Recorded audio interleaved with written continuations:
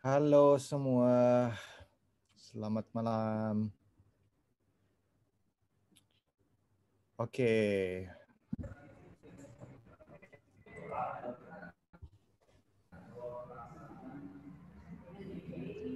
Udah masuk ya Ronan ya? Udah kayaknya. Oh ya, itu dia tuh katalog gue. Baru 8 yang join. Masuk kita. Hari ini berapa Mas totalnya? 24 yang daftar Mas. Mas Bir. 24. Oke. Ya. 24. Aduh, nggak bisa pakai ini ya, background ya. Kenapa ya? Laptopnya Mas Willy? Biasanya bisa kok. Apa keterangannya? Nggak ada, tiba-tiba hilang aja backgroundnya. Bisa gitu. Tuh tadi Ronan menyapa tuh. Mas Ronan, Halo Mas Ronan. Udah ini ya. Asik. Oke, sambil menunggu jam backgroundnya 8, aku akan menjelaskan sedikit tentang Indigo Talk Festival. Selamat malam semuanya. Terima kasih sudah Terima kasih sudah bergabung di Indigo Talk Festival malam ini. Jadi Indigo Talk Festival adalah sebuah acara online yang menghadirkan beragam anak-anak indigo yang memiliki kemampuan yang berbeda-beda, dan juga teman-teman bisa cek nanti di Instagram Billy Christian atau di What Travel atau di Instagram anak-anak indigo yang bersangkutan mengenai jadwalnya. Jadi di sini teman-teman memiliki kesempatan untuk berbicara langsung dengan anak indigo favorit kalian. Oke, mungkin kita bisa lihat acaranya. Ini sudah berjalan sekitar seminggu dari tanggal 1. Nah, boleh Yosep? Oke. Next lagi. Ini udah lewat ya. Oke ya, hari ini tanggal 11, hari ini tanggal 13 kita bersama dengan Ronan Handoyo. Kita akan menghadapi dimensi lain di gunung. Kita berbicara tentang dunia pergunungan ya. Selain itu besok akan ada Madam Arah. Jadi buat teman-teman yang pengen tahu tentang membaca garis telapak tangan itu seperti apa, bagaimana caranya membaca sendiri gitu ya. Jadi nanti akan diajarin gimana caranya ini garis ini apa gitu bersama dengan Madam Ara besok. Kemudian tanggal 15 akan ada Tasya Sihaan di mana Tasya akan ngebahas tentang energi alam. Jadi sesungguhnya energi alam itu bisa mempengaruhi kita, bisa mempengaruhi, bisa memberikan pengaruh yang baik dan juga pengaruh yang buruk. Nah, nanti tanggal 16 bersama dengan Rudi Ruah.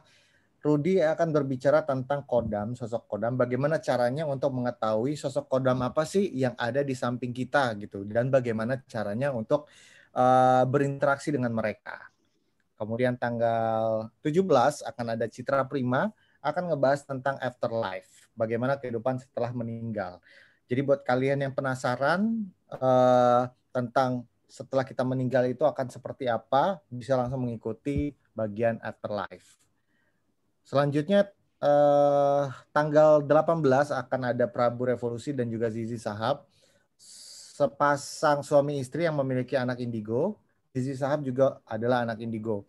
Jadi mereka akan menjelaskan tentang bagaimana sih caranya membesarkan anak indigo atau memiliki pasangan anak indigo. Jadi buat teman-teman yang sudah punya pacar atau punya istri atau punya suami atau punya anak-anak indigo, bisa dicontek nih kiat-kiatnya mereka seperti apa.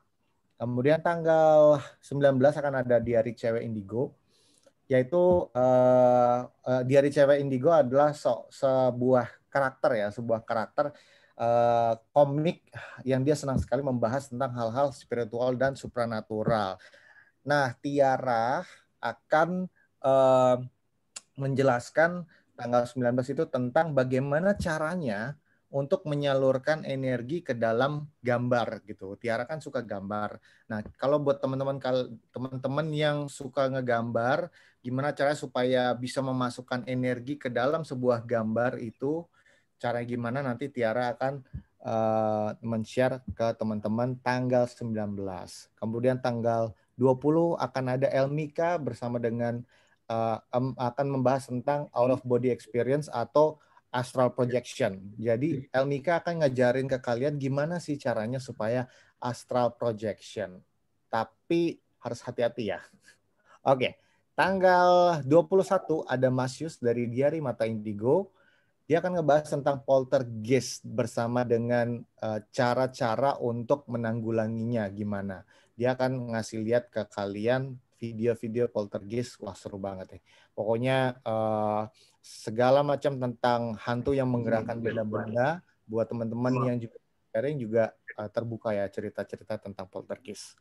Kemudian tanggal 22 akan ada Gloria Elsa. Dia adalah seorang perias jenazah yang juga indigo. Jadi buat teman-teman penasaran tentang profesi perias jenazah, kemudian juga apa yang harus dilakukan oleh perias jenazah, atau mungkin teman-teman yang pengen jadi perias jenazah bisa langsung mengikuti tanggal 22 ya. Tapi nggak seserem itu kok. Nggak seserem itu. Oke. Tanggal berikutnya silakan. Tanggal 20. Oke, tanggal 23 akan ada Gus Robin dari Ekspedisi Alam lain. Dia akan ngomongin tentang gimana sih caranya membahas hal mistis bagi orang mau. Misalnya contohnya apa sih sebenarnya artinya kalau dieein cicak gitu, atau nggak boleh berdiri, nggak boleh duduk di depan pintu malam-malam gitu. Sebenarnya itu ada interpretasinya. Juga banyak hal lain yang akan dibahas oleh Gus Robin. Nah, kemudian tanggal 25 akan ada Lydia Pratiwi.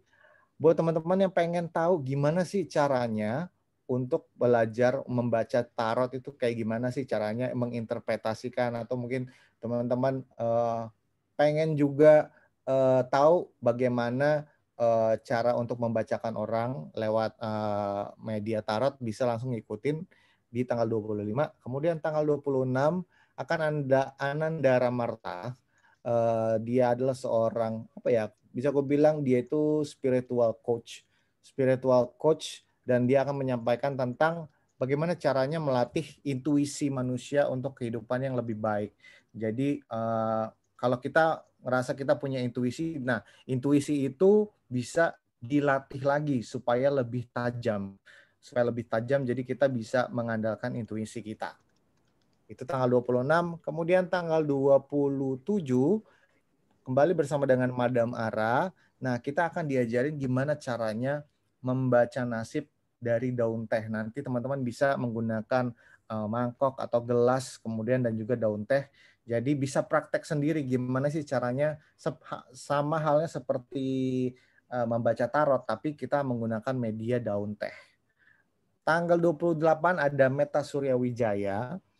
Meta Surya Wijaya akan membahas tentang past life. Jadi ada past life, ada afterlife, terus ada Anyanya afterlife. Kalau Meta Surya dia akan ngebahas tentang past life, mengenai reinkarnasi dan transformasi jiwa. Wow, berat banget tapi menarik nih kayaknya.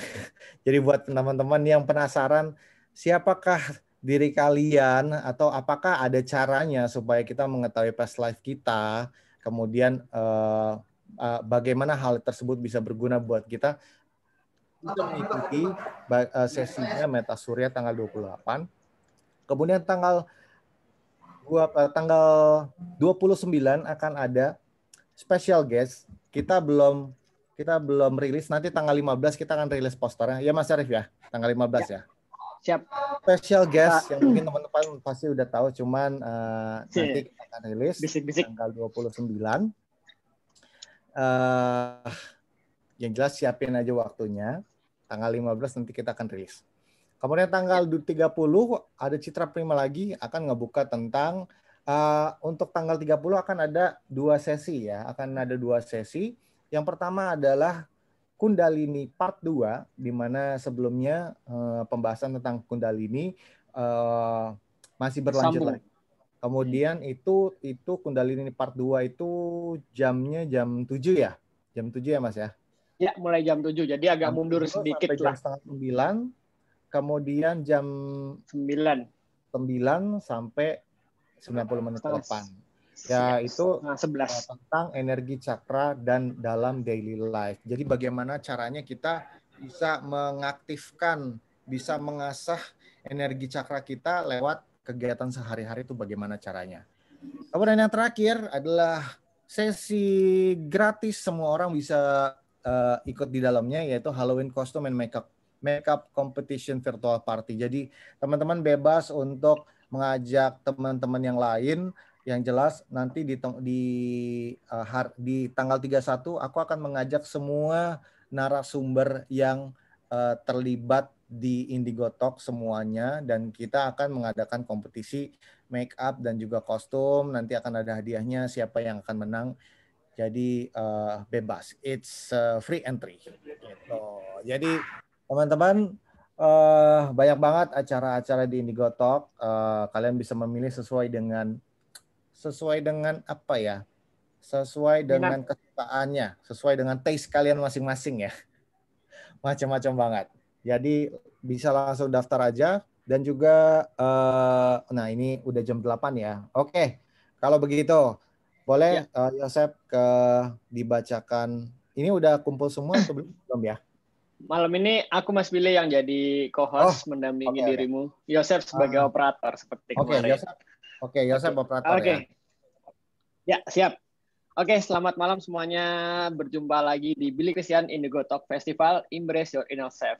Malam ini kita akan menghadirkan Bang Ronan Handoyo, seorang YouTuber yang bisa menghadapi dimensi lain di gunung. Wah, ceritanya kita akan jalan-jalan ke gunung sambil dengerin tips-tips dari Bang Ronan nantinya.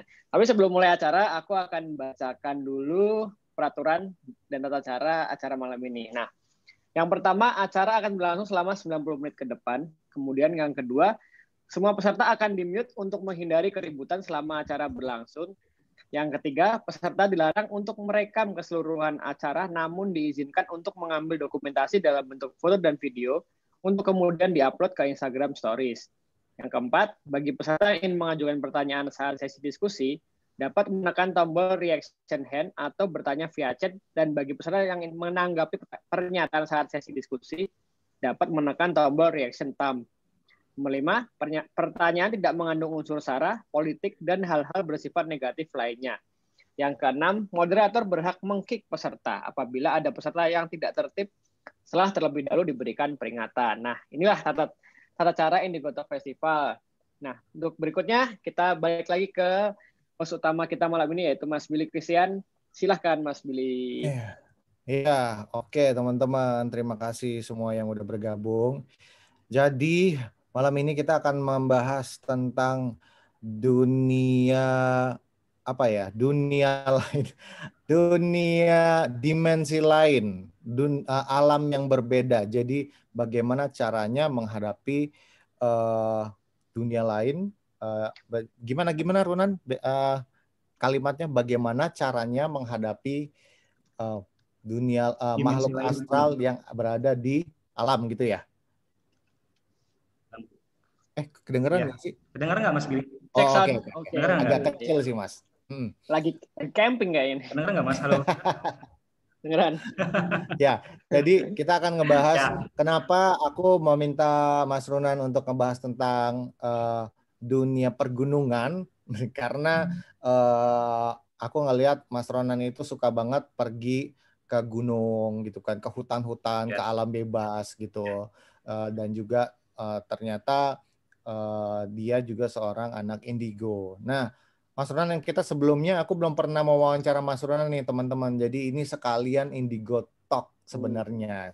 Cuma jangan khawatir, teman-teman juga bisa langsung tanya-tanya ya nanti di kesempatan yang ketika aku udah berikan, teman-teman bisa bertanya. Disiapin aja pertanyaannya. Oke Ronan, kenapa sih kamu itu suka main-main ke gunung gitu? Apa yang membuat kamu suka melakukan hal itu? Ya, sebelumnya selamat malam Mas Billy. Kedengeran nggak ya? Ya. Aman. Halo. Kedengeran. Kedengeran kan? Jadi sebelumnya terima kasih untuk Mas Billy Christian yang sudah mengundang saya di acara Indigo Talk, dan ini suatu kehormatan buat saya. Dan terima kasih semua untuk yang sudah berpartisipasi. tadi pertanyaannya kenapa saya suka banget dengan gunung dan main-main ke hutan. Dulu itu sebenarnya saya tuh nggak suka ke gunung atau ke alam, Mas ya. Saya lebih suka ke pantai atau ke laut. Oh, ke pantai. Terus. Pantai itu ke laut. Setelah ada tragedi kejadian, saya menyeberang suatu pulau ke Pulau Seribu. Beberapa meter saya udah menyampai pantai, perahu saya terbalik.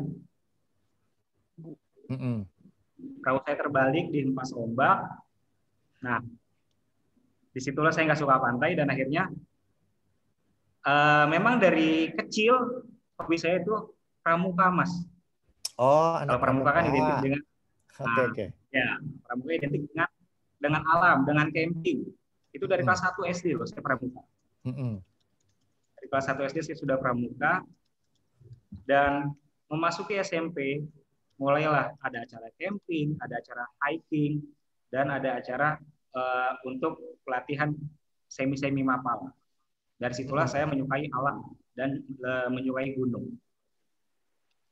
Kalau sudah ke gunung, bawahnya tuh enak aja, Mas. Tepi, terus adem, dan kalau sudah sampai di puncak, ngerasa dekat dengan Tuhan. Oke, jadi itu tapi yang membuat kalau saya suka dengan gunung. Oke. Nah, by the way, Mas Arief juga suka loh kayak Mas Ronan gitu. Dia suka trekking gitulah. Ya. Halo Mas Ronan, saya lagi belajar Mas Ronan, lagi belajar trekking karena pandemi. Baru kesentul saya. Ya, saya juga sempat ngajak Mas Ronan itu. Iya nih, belum bisa pandemi ya nanti ya.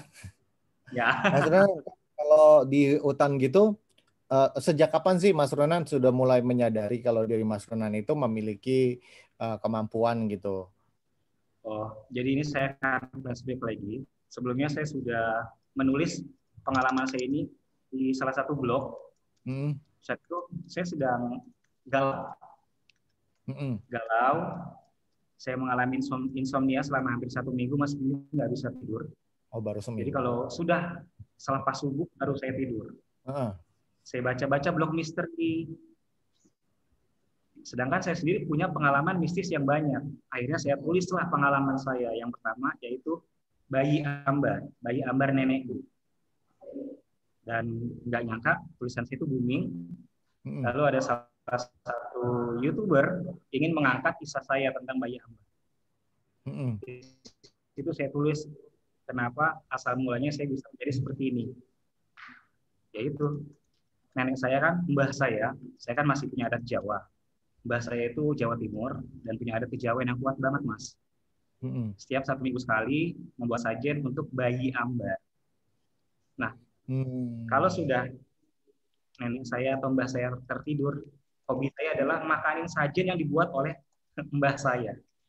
Oke. Jadi dari situ mungkin ini yang menyebabkan saya bisa seperti ini, Mas Billy.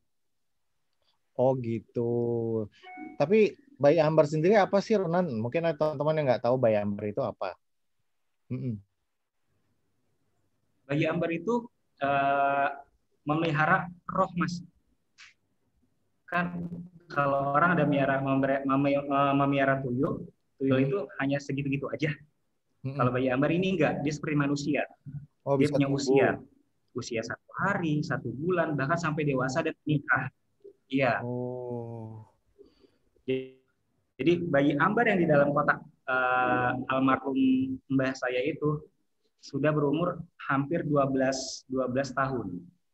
12-15 tahun lah yang saya lihat. Dan dia menempati lantai atas di rumah mbah saya. Jadi dia muncul kalau saya lagi sendiri. Dan saya baru menyadari kalau itu bukan manusia. Kenapa, Mas? Kenapa? Tujuannya buat apa? Tujuannya buat apa? Tujuan bayi ambar itu. Tujuan. Jadi sebelum almarhum nenek saya meninggal, dia bercerita kalau nenek saya itu melahirkan janin usia 4-5 bulan, sudah dikubur tapi digali lagi, Mas, karena nggak ikhlas. Oke. Jadi lagi ditaruh dalam peti. Di peti itu ada baju, ada kembang, dan ada kain mori, kain putih. Ditaruhlah di atas di pet di rumah. Dan setiap 1 minggu juga 40 hari selalu dibuat sajen. Oh gitu. Oke. Jadi intinya ya ikhlas. Oke, nggak Ya. jelas. Ya. Jadi kamu jadi kayak gini gara-gara kamu makanin sajen. Iya betul. Umur berapa tuh? Itu umur 6 tahun. Dan yang makan sajen bukan saya aja Mas, kakak saya yang pertama juga makan sajen. Terus indigo juga jadinya? Betul. Oh. Enggak. Kakak saya yang pertama enggak. Tapi anaknya yang nurunin, keponakan saya. Malah keponakan saya yang nurunin seperti itu. Oke, lucu. Kenapa begitu ya? Oke. Nah, kembali lagi ya mengenai alam ya. Berarti kan sebagai seorang anak indigo kan pasti Runan tuh mengetahui ya bahwa sebenarnya dimanapun gitu ya, bukan cuman di gunung doang gitu ya, bahwa ada alam lain gitu. Alam lain.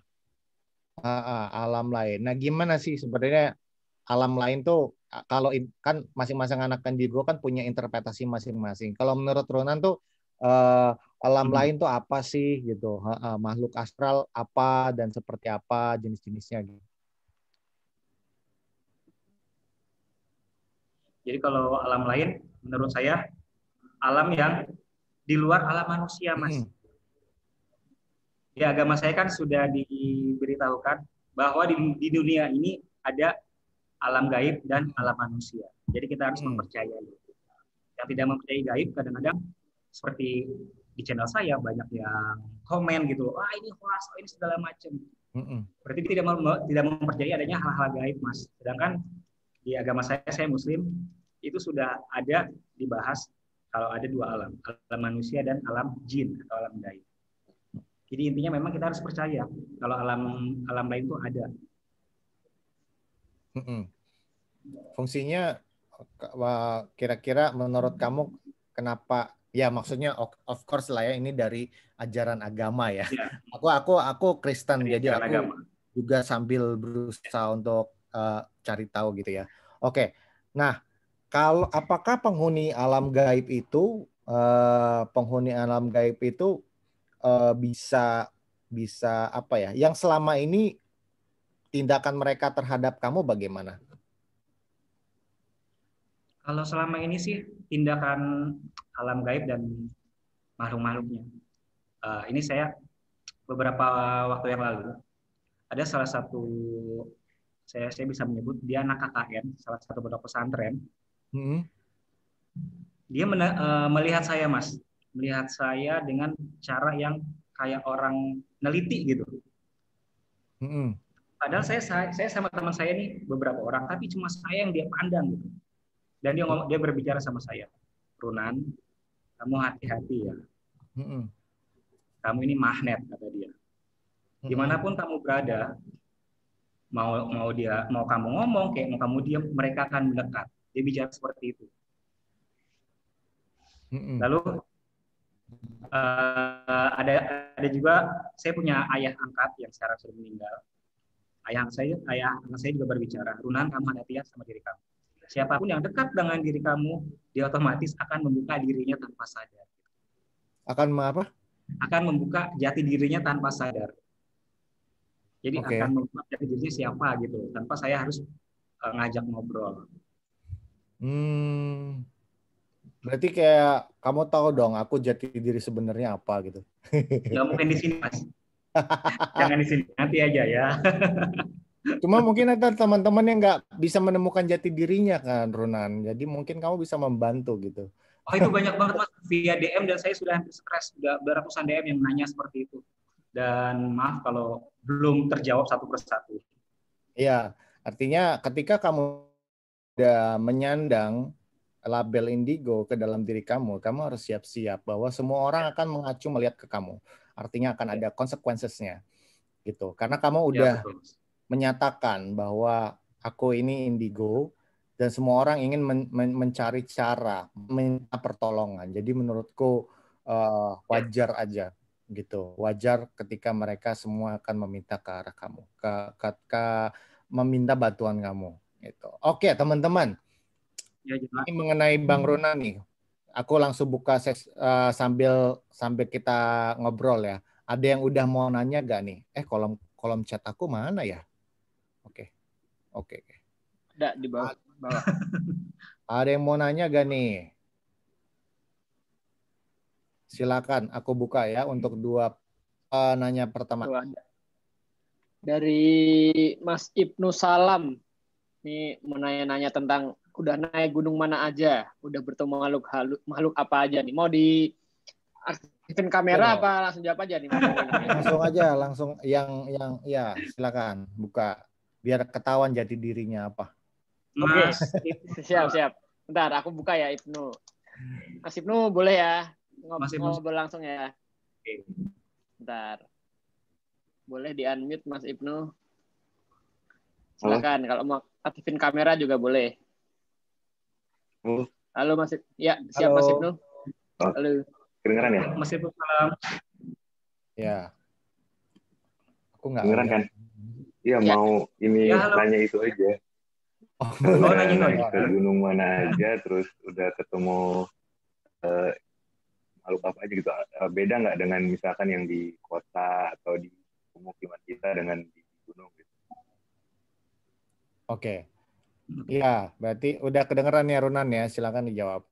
Ya, sudah masuk. Jadi sudah naik gunung mana aja dan sudah bertemu makhluk apa aja. Nah, kebetulan background saya ini adalah Gunung Selamat Pos 4 Samar Hantu.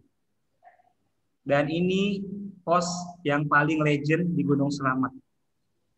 Di mana saya ngelihat gerbang gaib menuju alam lain di Gunung Selamat. Jadi kalau ditanya gunung mana aja yang sudah saya daki, saya sudah ke Papandayan, Gunung Salak, Gunung Gede, dan yang paling legend itu yang paling nggak bisa saya lupakan adalah ketika saya mendaki Gunung Selamat, Mas. Nih, background saya Gunung Selamat Samar Hantu. Jadi Gunung Selamat ini gila banget pengalaman saya yang paling parah. Dan saya nggak tahu kalau saya itu mendaki hari Kamis malam Jumat. Ada satu kejadian saat baru nyampe, saya kan memang waktu itu step mendaki gunung, saya nggak pernah yang namanya searching gunung ini seperti apa, legendnya seperti apa, makhluknya seperti apa. Harusnya kan memang harus searching dulu ya, tapi saya takutnya nanti kalau saya searching urban legendnya saya tahu malah kebentuk gitu loh. Lebih baik saya nggak tahu, lebih baik saya tahu di areanya. Saat masuk di base camp, di briefing lah sama petugas base campnya. Nanti saat itu saya ganjil Mas, hanya 7 orang. Sedangkan pantangan di gunung tuh nggak boleh ganjil. Saya ber-7 orang. Harusnya 8 orang kita berangkat. Harusnya 9 orang kita berangkat, yang 2 orang nggak jadi. Karena yang 2 orang ini pasangan, cewek dan mereka pasangan lah. Si ceweknya nggak mengizinkan pacarnya ini untuk mendaki gunung. Akhirnya kita berangkat ke Gunung Selamat itu 7 orang. Saat sampai di base camp, adalah pengecekan. Ditanya sama petugasnya. Ini yakin kalian cuma segini? Ya yakin. 7 orang loh. Ya nggak apa-apa 7 orang. Nggak mau ditambahin sama porter, nggak usah. Dan salah satu dari teman saya itu perempuan, 1 orang baru mendaki Mas. Sekali yang mendaki dikasih gunung yang tertinggi. Gunung Selamat itu gunung yang paling tertinggi di Jawa Timur. Akhirnya dikasih ujangan, kalau bisa jangan berhenti di pos 4 ya di Samar Hantu, itu di base camp. Jangan berhenti di pos 4 di Samar Hantu, di base camp. Nyampe di pos 1 kan ada biasa di setiap pos ada tukang jajanan ya Mas ya. Dikasih tahu lagi sama petugas pos pedagang di pos 1-nya. Mas, kalau bisa jangan berhenti sama Rantu, terus aja jalan di pos 4. Oke, di pos 2. Di pos 2 saat kita istirahat dikasih tahu lagi Mas Billy. Kalau bisa jangan berhenti di pos sama Rantu. Kalau berhenti jangan lama-lama. Sorry tadi Gunung Slamet itu ada bukan di Jawa Timur, di Jawa Tengah, maaf. Di Jawa Tengah. Ya. Gunung Slamet ada di Jawa Tengah, bukan di Jawa Timur, Mas Billy. Saya sudah nyampe pos 3 nih, kebetulan. Nyampe di pos 3 itu sekitar jam 3 lewat dan cuaca sedang hujan. Di gunung itu kita nggak bisa menebak cuaca, Mas. Yang tadinya cerah, tiba-tiba langsung drop, langsung hujan. Di pos 3 hujan itu lama banget, ada sekitar 1,5 jam dan hampir setengah 5 sore. Akhirnya saya sholat asar dulu di warung itu. Setelah sholat asar, si ibu yang jaga warungnya bilang, Mas, ini udah sore loh, udah mau maghrib. Pos 4 sebentar lagi di atas, kata si warungnya. Kalau bisa, ngedaki sekarang, lewati pos 4. Jangan sampai pas maghrib terjebak di pos 4. Emang ada apa sih ibu di pos 4? Memang Mas nggak tahu ya samar hantu? Nggak tahu.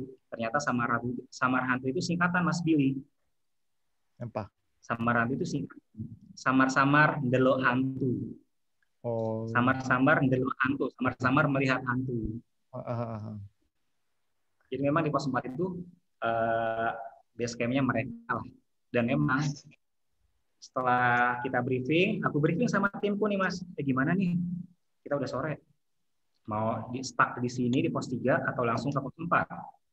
Akhirnya leaderku kan kebetulan pernah ke Gunung Slamet, tapi belum pernah nyampe puncak karena gagal terus. Leaderku menyarankan, yaudah kita jalan aja deh. Nah pas lagi mau jalan, ada nih tim yang lain dari daerah Jakarta mana aku lupa gitu, beberapa tim. Akhirnya kita barengan nih, karena kita ganjil kan nggak boleh, kita barengan sama tim yang lain. Rame-rame jalan, pas saat di pos 4 maghrib, Mas Billy. Maghrib, dan itu kan kalau gunung kalau sudah maghrib otomatis sudah gelap banget ya, Mas ya. Udah tertutup kabut, kita udah nyiapin segala macam, udah headlamp, center segala macamnya.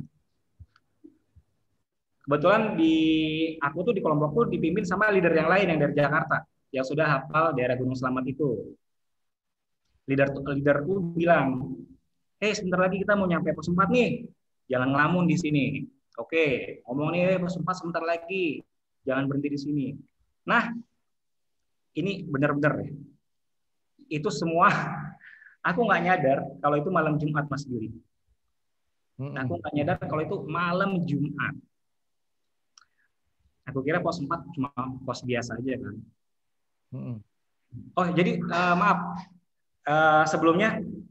Sebelum aku gabung sama tim yang ini nih, sebelum aku gabung sama tim yang ini, aku sempat terpisah, Mas, sama tim yang dari Jakarta. Jadi aku sempat terpisah sama tim yang dari Jakarta, tim yang Jakarta jalan duluan, timnya aku belakangan. Pas aku kepisah sama tim dari Jakarta, tiba-tiba kan di pos 4 tuh ada pohon yang sebelah kanan agak sedikit kecil, sebelah kiri besar. Itu namanya pohon lawang.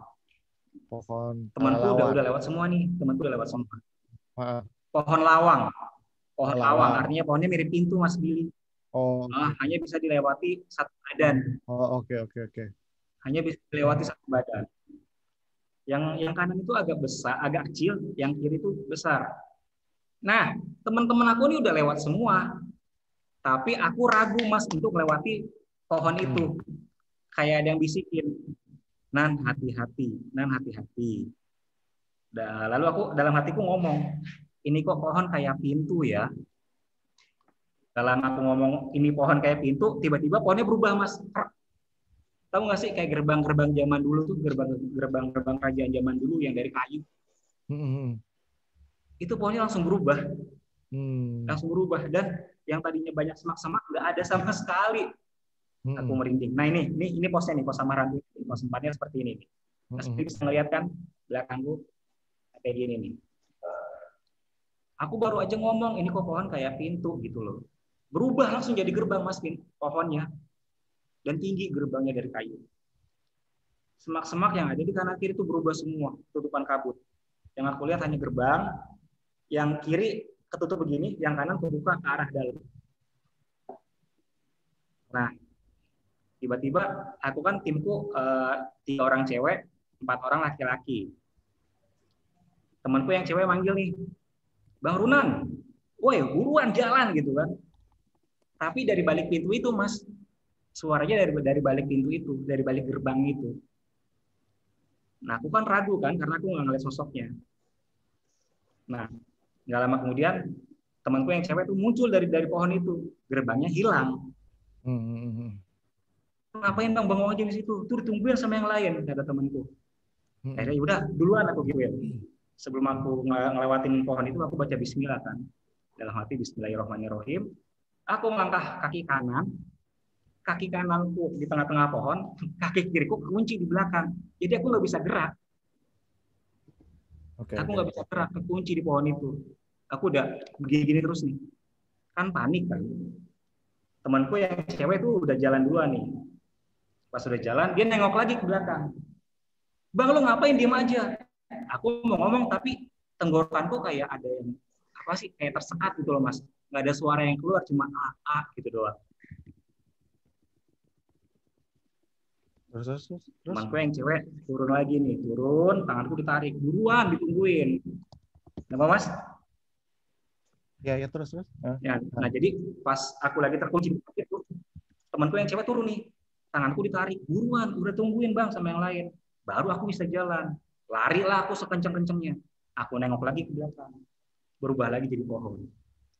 Ya kemungkinan kalau pas pohonnya itu lagi berubah jadi gerbang, aku ngikutin temanku yang cewek ini, mungkin aku udah pindah ke lain alam, Mas.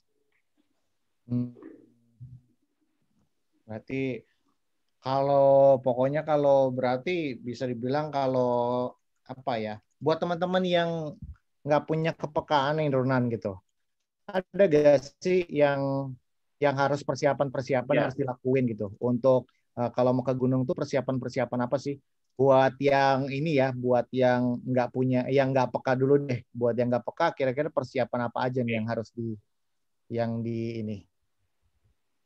disiapin. Sekarang kan kalau ngedaki gunung tuh seperti halnya kayak tren ya Mas ya. Sekarang ini lagi ngetren bersepedaan nih Mas ya. Gunung tuh sekarang kayak lagi ngetren. Kalau untuk bagi pemula, banyak banget yang DM saya nih, Bang Runan, saya pengen ngedaki gunung tapi belum pernah ngedaki. Apa aja sih Bang yang harus dilakuin? Ada manajemen pendakian Mas Jun. Kalau zaman sekarang kan ngedaki dulu baru belajar. Kalau zaman dulu lain Mas, belajar dulu, meneliti dulu areanya, gunungnya seperti apa, jalurnya seperti apa, baru ngedaki gitu loh. Jadi intinya adalah manajemen pendakian, mempelajari gunungnya dulu, baru mendaki. Jangan mendaki dulu, baru mempelajari. Intinya gitu Mas, untuk yang mau mendaki.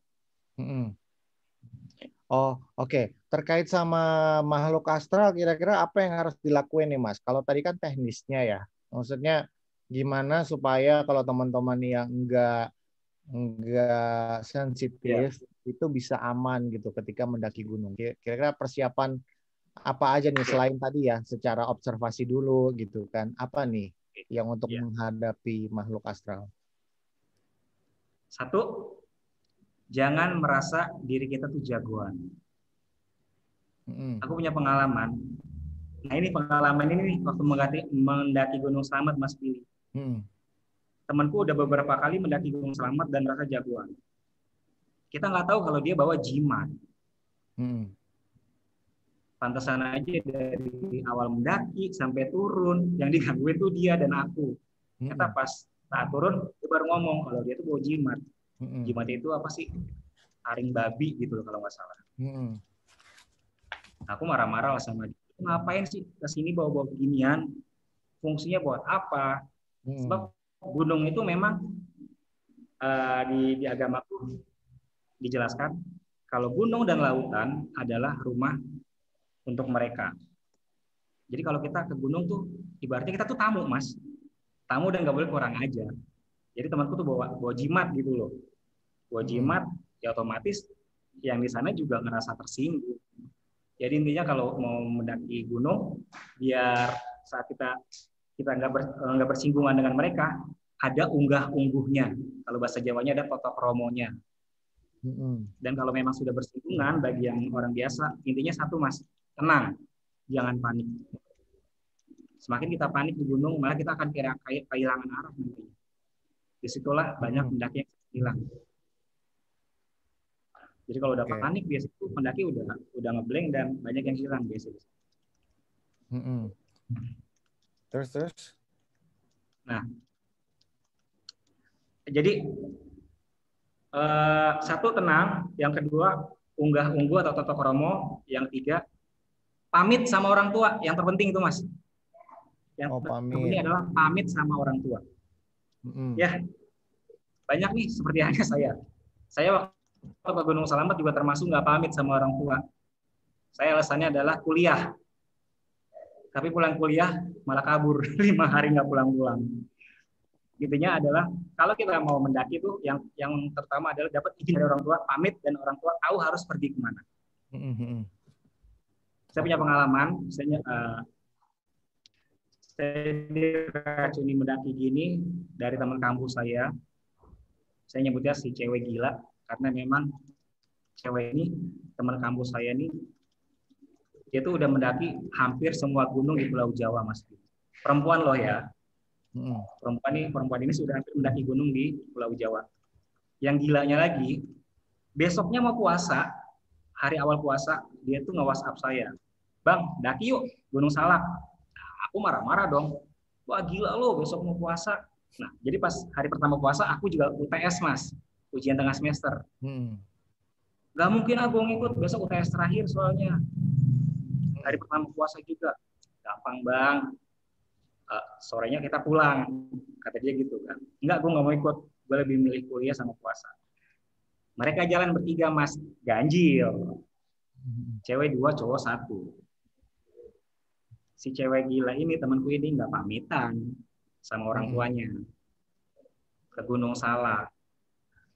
Dan yang fatalnya lagi, membuka jalur baru. Dia ngelewatin jalan yang bukan jalan yang biasa, Mas, ini. Jalan terlarang. Dia ngelewatin jalan itu. Akhirnya biasanya kan kalau dari Gunung Salak turun hanya cuma beberapa jam, dia hampir 6 jam, Mas, nggak nyampe-nyampe. Turunnya di situ lagi. Jadi yang dia ingat tuh sama timnya di pohon itu lagi, muter-muter di pohon itu lagi. Oke. Nah, setelah itu mereka baru sadari, Mas Billy. Si temanku ini cerita saat 5:30 mau maghrib, mereka tersadar, baca doa, pada nangis. Gak lama kemudian dia bilang kayak ada burung apa sih, kayak burung jalak atau burung gagak turun dari pohon, bukannya terbang tapi jalan nengok ke mereka, kayak ngasih sinyal ikutin gue gitu loh. Ada yang ngeh nih, ikutin burung itu, diikutin lah tuh burung. Cuma beberapa menit langsung nyampe di base camp, Mas. Beberapa menit setelah ikutin burung itu langsung di base camp, nyampe maghrib. Jadi intinya kalau kita mau ke gunung tuh biar kita nggak bersinggungan, ada tetap promo, unggah-ungguh, dan yang terutama adalah pamit dengan orang tua.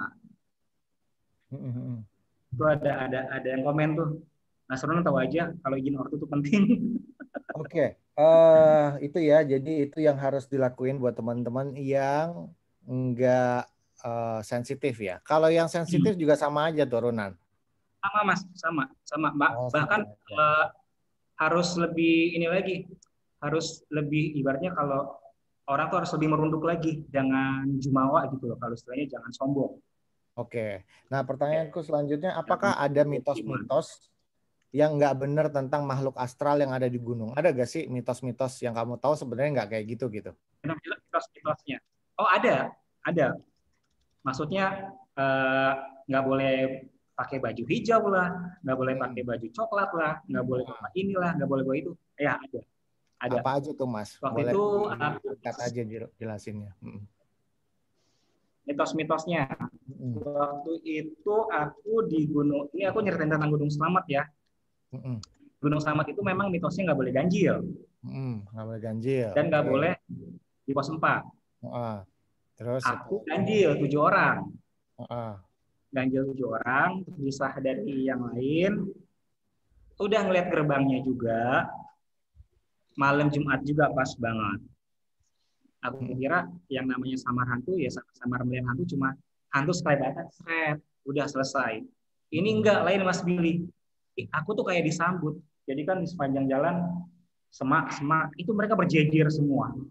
Dari yang kecil, yang besar, yang rambutnya panjang, yang berbulu, yang semuanya macam-macam itu berjejer kayak nyambut aku.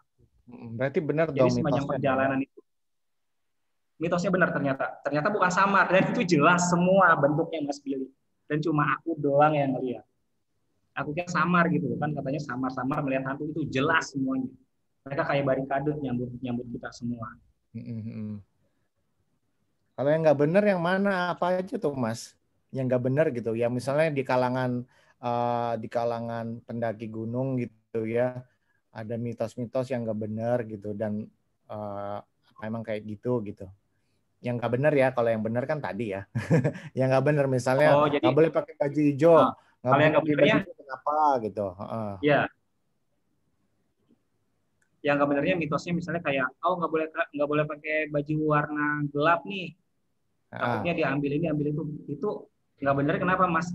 Saat kita hilang ya, amit-amit ya kalau jatuh ke jurang, kalau baju kita misalnya warna gelap dan tersamarkan dengan semak-semak, susah kan dicarinya Mas Billy kan. Nah makanya kalau di gunung itu kalau bisa carrier atau apapun yang kita pakai warnanya warna cerah, kayak warna saya gini biru, jangan warna-warna yang gelap. Jadi kalau amit-amit saat ada kejadian, kalau malam masih bisa terdeteksi gitu, jadi nggak samar dengan mereka, dengan alam. Itu yang saya dapat. Apalagi ada terus, lagi gak? Ada lagi waktu di mana aku lupa ya, di Papandayan tuh aku lupa mitosnya apa, cuma bener. Mitosnya tuh benar. Jadi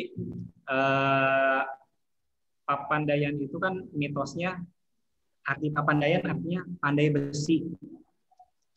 Aku kira cuma istilah doang buat pandai besi atau lonceng gitu. Setelah aku nyampe di puncaknya, bukan di puncak, aku nyampe di namanya Pondok Salada. Mungkin bagi yang sudah ke Gunung Papandayan, dan itu gunung untuk pemula Mas. Kalau bagi pemula, Papandayan itu cocok banget. Itu gunung udah kayak supermarket. Ada toilet, ada musola, ada warung, ada listrik, internet pun nyampe. Jadi kalau untuk pemula, Papandayan tuh oke, udah situ aja ya. Oke, teman-teman, mungkin ada yang ya, kenapa? Halo. Nah, jadi setelah nyampe di Papandayan, aku tuh nggak dengar suara bunyi besi dipukul-pukul. Ternyata betul. Aku nanya sama penjaga gunungnya, kok aku kayak nggak dengar suara bunyi besi dipukul-pukul ya. Ternyata kata penjaga gunungnya, hanya orang tertentu aja yang bisa dengar suara besi itu gitu loh.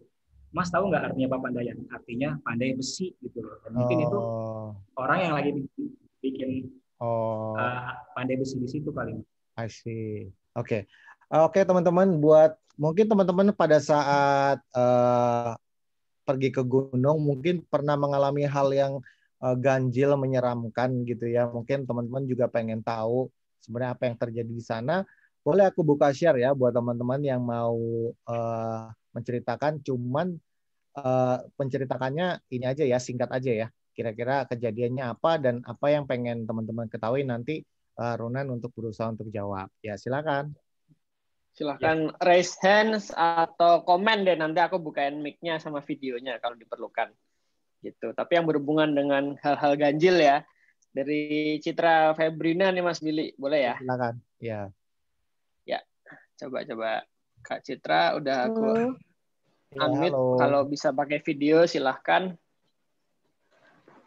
Lihat foto profil aja kali ya, itu ada aku kok. Oh, boleh. Yang lain di blur mukanya. Oke, silakan. Oke, Bang Ronan. Halo Citra. Hai. Aku mau tanya nih. Ya. Aku pertama kali kan naik gunung itu, Gunung Gede ya. Iya. Wah. Pengalaman itu pertama kali banget. Dan itu cuacanya tuh lagi hujan. Terus pas di Surken itu yang ada di foto aku itu hampir -1 hampir, cuman belum. Tapi pada saat turun ya. Iya, pada saat turun kita mau pulang, itu kan hujan deras banget. Beberapa kali kita berhenti, terus pas udah mau turunnya lagi, udah berhenti di sebelah kiri, aku ngeliat kayak ada pos dan ada kayak ibu-ibu gitu, cuman pakai bajunya itu baju zaman dulu banget, bajunya zaman dulu banget. Lalu aku ngeliat dengan kedengeran nggak suaraku? Kedengeran. Oh iya. Lalu tapi aku ngeliat, saya potong dulu Mbak Citra sebelumnya. Ya? Ini lewat jalur mana? Jalur Putri atau jalur yang mana nih? Atau Cibodas? Kayaknya Cibodas deh seingat aku. Soalnya ini tahun 2012. Cibodas. Oh, Cibodas. Ya. Wah, mantap.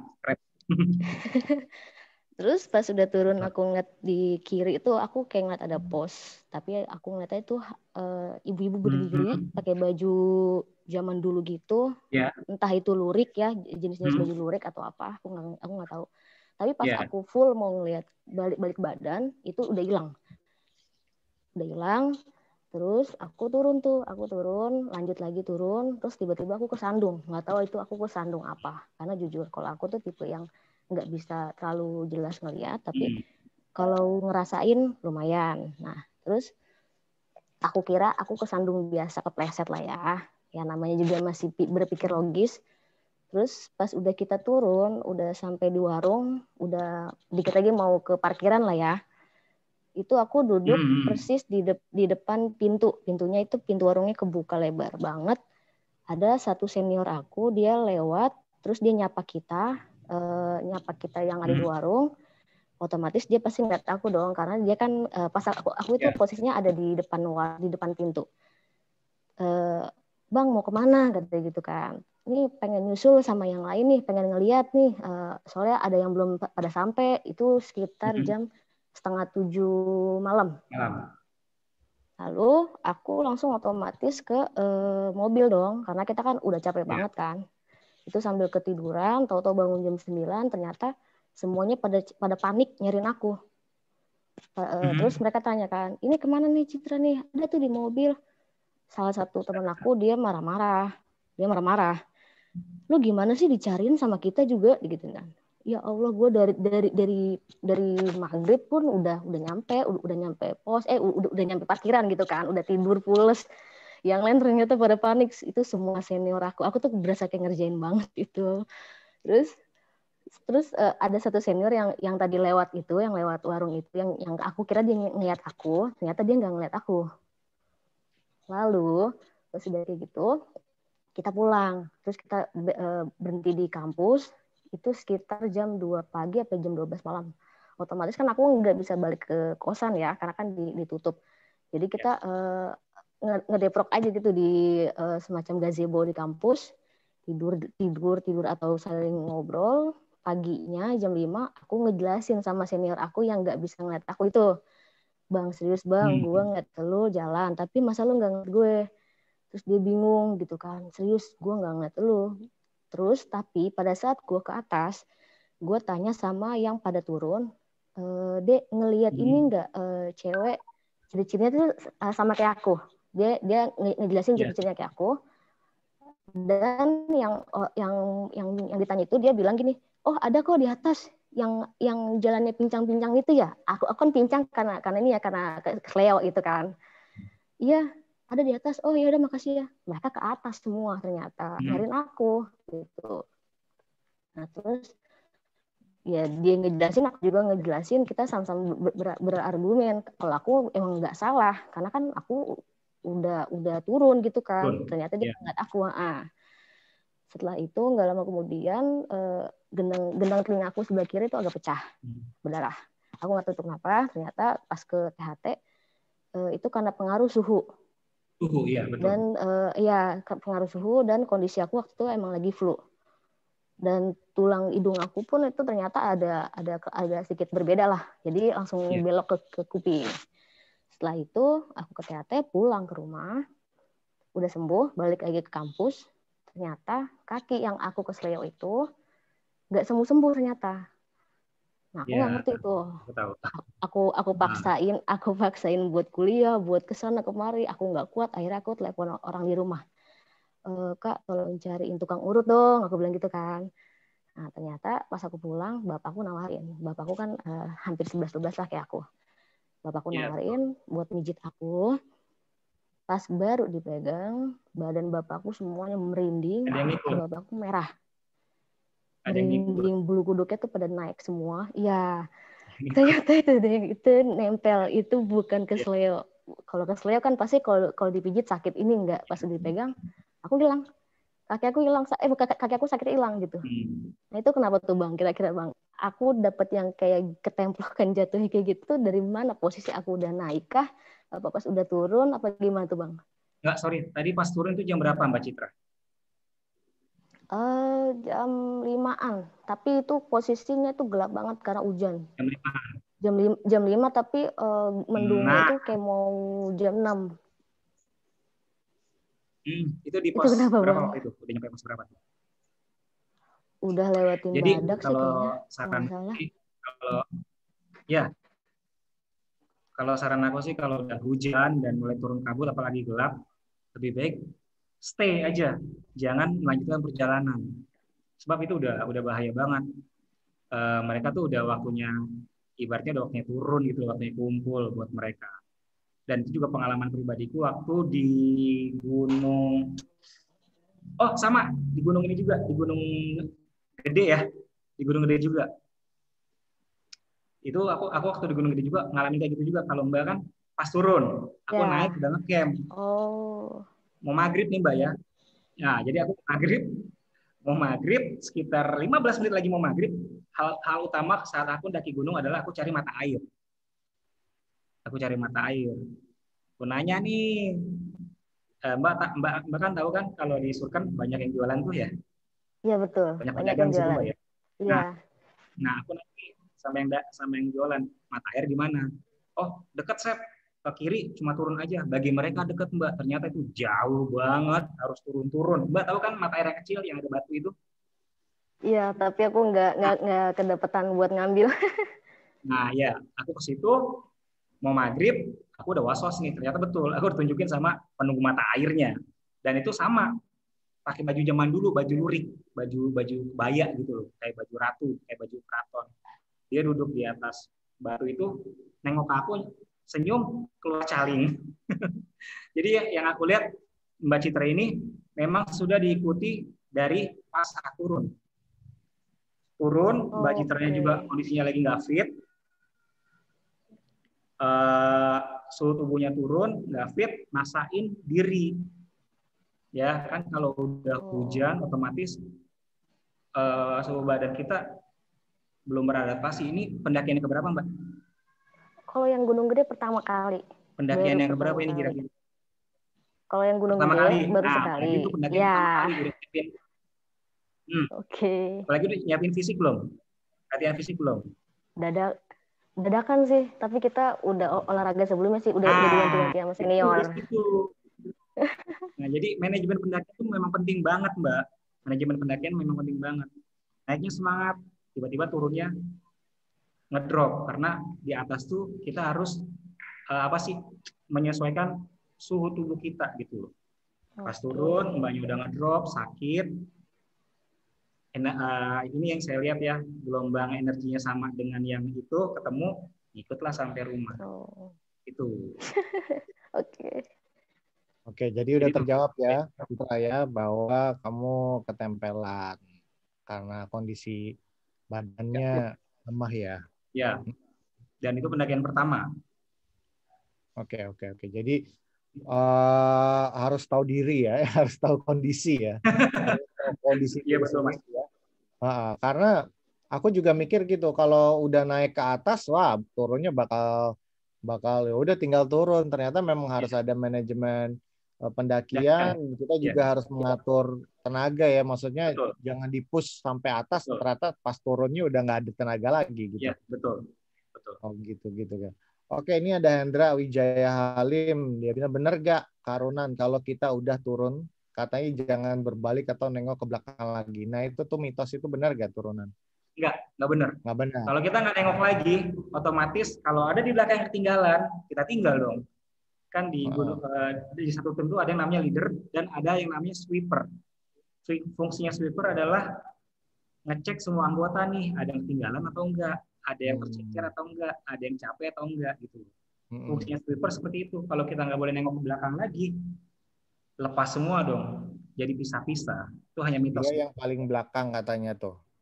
Kenapa? Saya yang si yang nanya tadi Hendra paling belakang katanya. Apa beneran nggak usah lihat ke belakang lagi?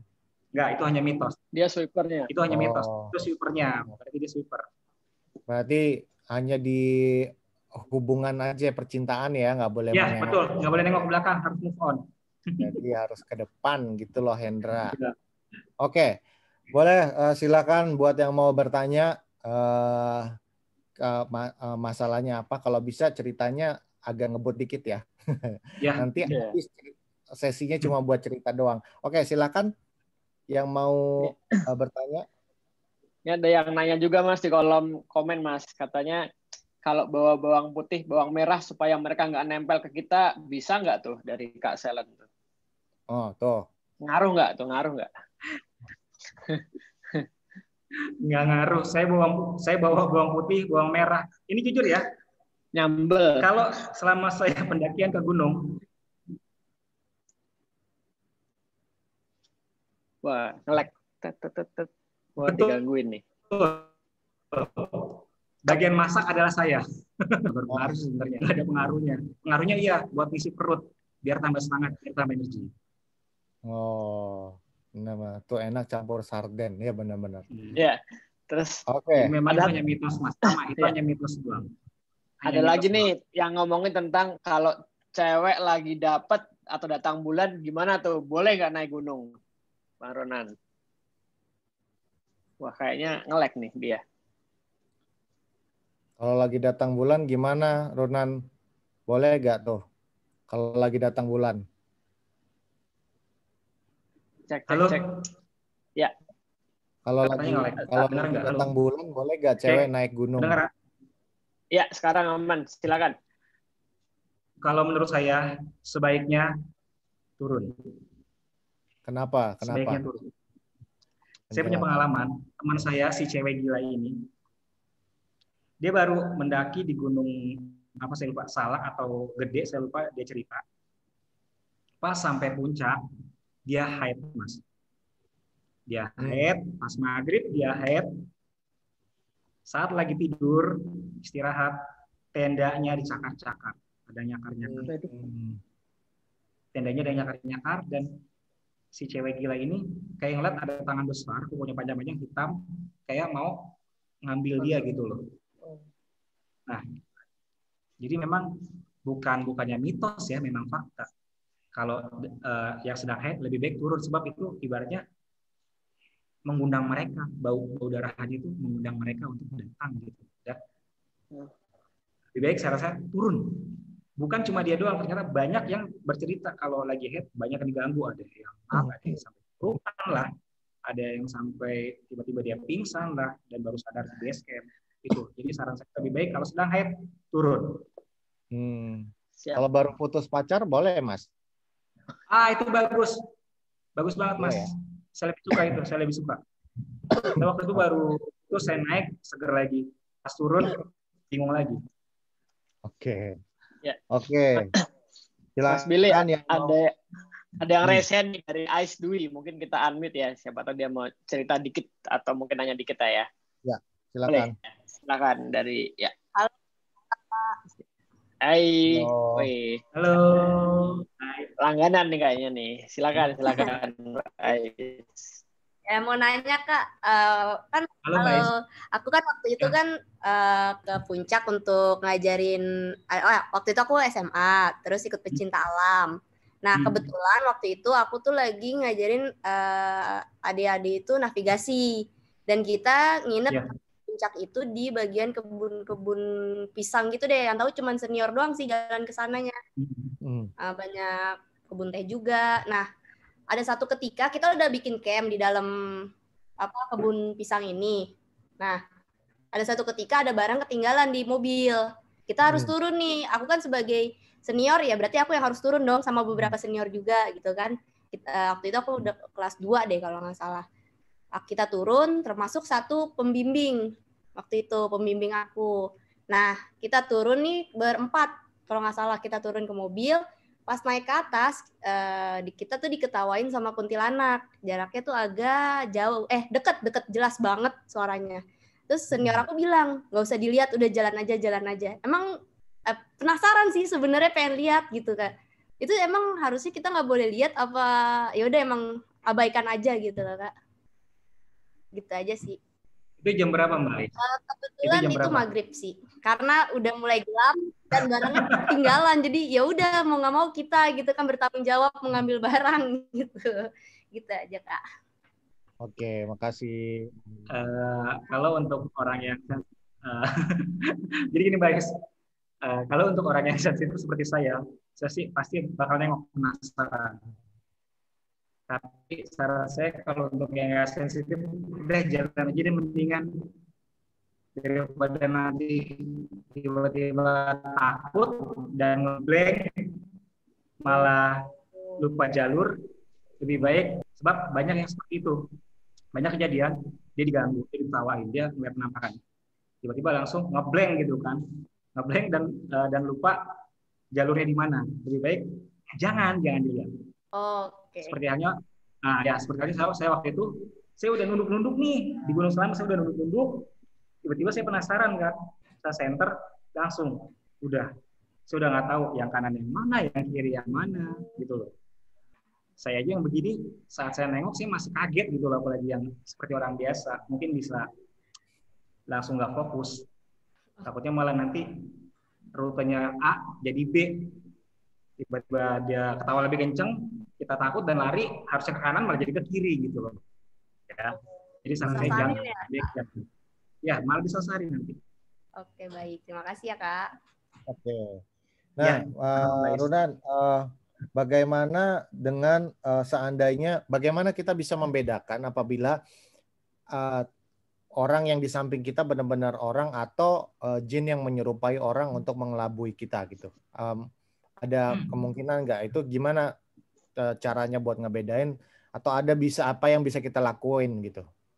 Ini untuk mungkin kayak di belakang kita ada yang manggil-manggil kita dengan itu teman kita gitu, padahal bukan teman kita. Gimana caranya situasi seperti itu? Ini juga waktu yang saya alami di Gunung Selamat, Mas Billy ya, yang tiba-tiba si cewek ini manggil, "Bang, ayo buruan." Padahal dia kan ada di balik gerbang gitu loh. Kalau saya ngikutin dia, otomatis saya masuk ke gerbang itu dong dan pindah alam. Kalau memang suaranya mirip dan itu sosoknya nggak kelihatan, lebih baik kita jangan ngikutin suara itu, Mas. Lebih baik kita diem aja. Kalau memang terpisah, kita diem, menunggu pendaki yang lain datang. Itu saran saya. Terus kalau mau bedain ini teman kita atau bukan, lihat dari gerak-geriknya. Lihat dari gerak-geriknya. Saya punya pengalaman ini di luar gunung ya, Mas ya. Ini di luar gunung, ibu saya pernah cerita, dulu, ini pribadi sih sebenarnya, dulu almarhum ayah saya diduplikat oleh Ferguson. Saya nyebutnya genderuwo itu Ferguson. Oke. Diduplikat oleh Ferguson. Bapak saya udah pamit nih, almarhum ayah saya sudah pamit untuk kerja. Tiba-tiba nggak lama kemudian balik lagi. Terus hanya diem, ditanyakan sama ibu saya, "Loh, kok balik lagi, Pak?" Ayah saya diam nggak ngomong. Lalu ya gitulah, terjadi hal yang nggak diinginkan gitu ya. Ayah saya punya firasat dia enak nih, pulang lagi. Ibu saya kaget, ternyata bapak saya ada dua. Dan yang diem ini ngelihat ke ayah saya ngomong, "Kamu siapa?" Dia hanya diem, lalu langsung berubah. Ibu saya pingsan. Jadi untuk membedakan orang atau bukan, lihat gesturnya, walaupun sama tapi gesturnya atau dari dari badannya dan kebiasaan dia gitu, untuk membedakan. Biasanya dia lebih itu manusia asli atau bukan ya? Slow motion kayak TikTok gitu atau gimana? Enggak, seperti manusia biasa tapi enggak banyak bicara gitu loh, Mas. Enggak banyak bicara, diem aja. Itu juga yang pernah saya alami. Saya ngelihat kakak saya itu masuk ke rumah, tapi dia diem aja. Saya tanya, dari mana lo? Dia diem masuk kamar. Gak lama kemudian kakak saya keluar masuk lagi. Yang di kamar siapa? Saya gitu. Enggak, aku baru masuk kata dia. Oh. Jadi intinya mengenali ciri-cirinya dulu. Ciri-cirinya ya. Oke. Nah, aku pernah dengar cerita tentang pasar setan gitu ya, pasar gaib apa gitu. Itu kalau seandainya dengar-dengar katanya kalau seandainya kita berada di dalam kemahnya gitu, kalau kita nggak dengar itu sebaiknya jangan keluar, jangan ngecek gitu, atau gimana? Sebaiknya kalau ada tips nggak nih dari Ronan? Kalau mendengar suara-suara sebaiknya sih pasar atau apa gitu. Sebaiknya sih kalau dengar suara-suara yang aneh bagi orang yang awam, lebih baik jangan keluar. Kalaupun nanti banyak sih Mas godaannya juga yang bikin kita penasaran gitu. Dan itu memang benar, kalau sudah di gunung kita dengar suara aneh-aneh. Masa di ketinggian hampir 1000 sekian aku nggak dengar kayak suara gamelan orang lagi apa sih, kayak orang lagi wayang orang gitu loh, suara-suara gamelan itu kan nggak mungkin kan. Jadi kalau ya saranku kalau dengar apapun jangan didatangi kalau memang itu nggak penting gitu loh. Takutnya nanti kalau didatangi kita bersinggungan dengan mereka, ya sudah, apalagi yang berhubungan dengan alam lain, dan itu ya bisa-bisa udah mungkin hilang di situ. Saran saya sih itu Mas. Oke. Nah kalau Ronan sendiri sebenarnya kalau melihat kemampuan apa lagi sih Ronan yang Ronan miliki gitu sebagai seorang anak indigo? Saya ya mungkin melihat makhluk astral gitu kan, berkomunikasi. Ada kemampuan apa lagi nggak Ronan? Nah jadi ini saya bisa memflashback ke masa lalu. Oh oke.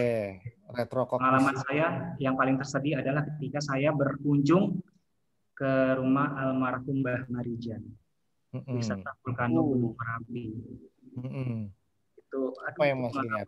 Ya itu pengalaman yang nggak bisa saya lupakan Mas. Jadi saat erupsi tahun berapa tuh saya lupa ya, erupsi Gunung Merapi yang terkenal itu. Dan teman-teman kerja ada family gathering ikut wisata Vulcano Merapi. Mungkin bagi yang lain sudah tahu wisata Vulcano Merapi itu seperti apa. Aku tuh sebenarnya dari awal udah ragu Mas. Aku kalau datang ke tempat-tempat tragedi atau yang punya sejarah kelam, aku tuh langsung flashback gitu loh. Jadi pas aku udah sholat zuhur, aku udah aduh aku nggak ikut ya, feelingku udah nggak enak gitu loh. Ternyata betul. Baru memasuki area perkampungannya, itu kan tadinya memang perkampungan, tapi karena sudah kena erupsi, banyak sudah jadi tanaman-tanaman. Tapi aku ngelihat rumah-rumah itu berdiri lagi, krak gitu loh. Berdiri lagi. Aku saat disebutnya Wadus Gembel ya, saat Wadus Gembel menyerang mereka, rumahnya rubuh, tiba-tiba terdengar suara jeritan, tolong, suara hewan-hewan yang, aduh, aku sedih kalau ingat Mas Billy. Suara hewan-hewan yang apa sih? Hewan-hewan yang kebakar gitu. Orang-orang yang panik. Aku udah sepanjang jalan aku udah nangis aja, udah nggak tahan gitu. Karena ngelihat mereka semua, tadinya rumah itu berdiri, tiba-tiba kena awan panas, rubuh lagi. Aku juga nggak dengar suara berak, suara hewan kayak sapi dan kambing kepanasan, suara orang lari, panik. Dalam kemudian sampailah di salah satu sekolah. Sekolah itu sudah hancur. Drivernya ini yang sebagai guide juga bilang, tadinya sekolah ini ramai ya. Aku bilang iya, tadinya banyak anak-anak sedang main di sini, kadang-kadang pulang lewat arah sebelah sana, aku gituin. Mereka lari-larian main, tapi sekarang udah lagi. Drivernya nanya, Mas pernah kesini? Nggak pernah, aku bilang. Sampai di rumah juru kunci Mbah Marijan, itu pengalaman yang nggak aku bisa lupain. Yang lain foto-foto dengan bahagia, aku enggak. Aku ngelihat sosok, aku ngelihat bertemu dengan Mbah Marijan. Dia menceritakan apa yang terjadi dengan dirinya, dan dia menceritakan ketika erupsi Merapi, dia itu sedang apa, Dan itu ini boleh percaya boleh nggak ya Mas ya? Dan itu mematahkan ini loh, judge yang bilang dia tuh menjembah Merapi lah karena posisinya sedang sujud. Itu enggak. Mbah Marijan meninggal sujud itu dia bercerita dia sedang sholat isya. Dia sedang sholat isya dan saat lagi sujud, aku kalau ceritain Mbah Marijan sedih banget beneran. Aduh, itu orang yang harus dicontoh untuk Indonesia, Mas. Jaga amanah sampai meninggal. Mbah Marijan itu super banget. Dia menjaga amanah sampai meninggal. Jadi dia bercerita, aku bukan nyembah Merapi ya kata dia. Aku lagi sholat isya, saat dia udah bangun tiba-tiba yang keluar bukan badannya, tapi dia udah beda alam gitu loh. Lalu dia juga bilang, di sini banyak yang lahir di sini dan ingin meninggal di sini, Le. Ini tanah kelahiran mereka. Kalau saya ikut evakuasi, saya malu menghadap Sri Sultan, kata dia. Yang lain meninggal, saya selamat. Saya malu menghadap Sri Sultan. Di situ saya langsung sedih demi menjaga semua amanat karena memang disuruh menjadi Puja Merapi. Mbah Marijan itu nggak akan turun sebelum diberi aman Sri Sultan. Jadi kalau aku ke tempat-tempat yang punya sejarah, udah aku nge-flashback. Oke. Bahkan di Kota Tua juga aku sempat kayak gitu, di flashback dan diganggu kakiku di borgol. Oke. Nah, aku akan membuka mungkin kalau berarti Ronan bisa kali ya, maksudnya melihat via kamera seperti sekarang ya. Iya. Oke. Aku buka kesempatannya, mungkin ini berkaitan dengan portal gaib ya, portal gaib atau ketika makhluk astral yang berada di sekitar kita gitu ya. Bagaimana cara untuk mengatasinya? Mungkin teman-teman di sini ada yang ngerasa mungkin di rumahnya ada yang teman-teman merasa tidak enak. Mungkin bisa dibantu sedikit sama Mas Ronan ya, untuk mungkin kalau seandainya ada masalah, misalnya mungkin di kamarnya kah, atau di dapur, ada apa gitu, dan bingung mesti ngapain terkait dengan makhluk astral dan bagaimana kita bisa mengatasinya. Apalagi teman-teman di sini mungkin ada yang bukan sensitif ya, jadi bingung harus ngapain.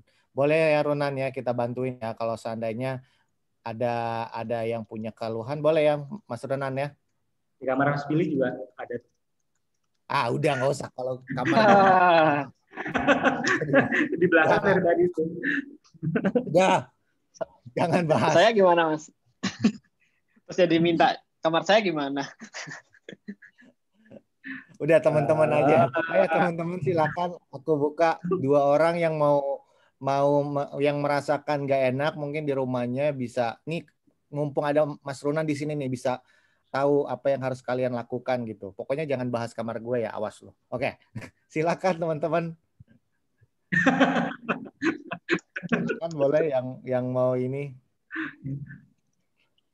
yang mau merasa nggak enak gitu di rumahnya. Ini ada yang nyalain kamera dari Binar Ajeng boleh. Oke, silakan Ajeng. Ya, boleh Ajeng. Mana? Sudah. Iya. Ya, silakan. Aku pin ya videonya ya. Iya, mau cerita aja sih kan pindah sekarang kan lagi di rumah mertua ya, pindah rumah mertua.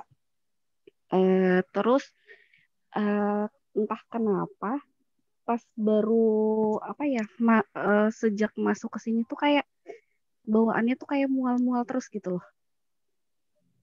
Kamu nggak hamil kan? Enggak. Hamil. Oke, terus.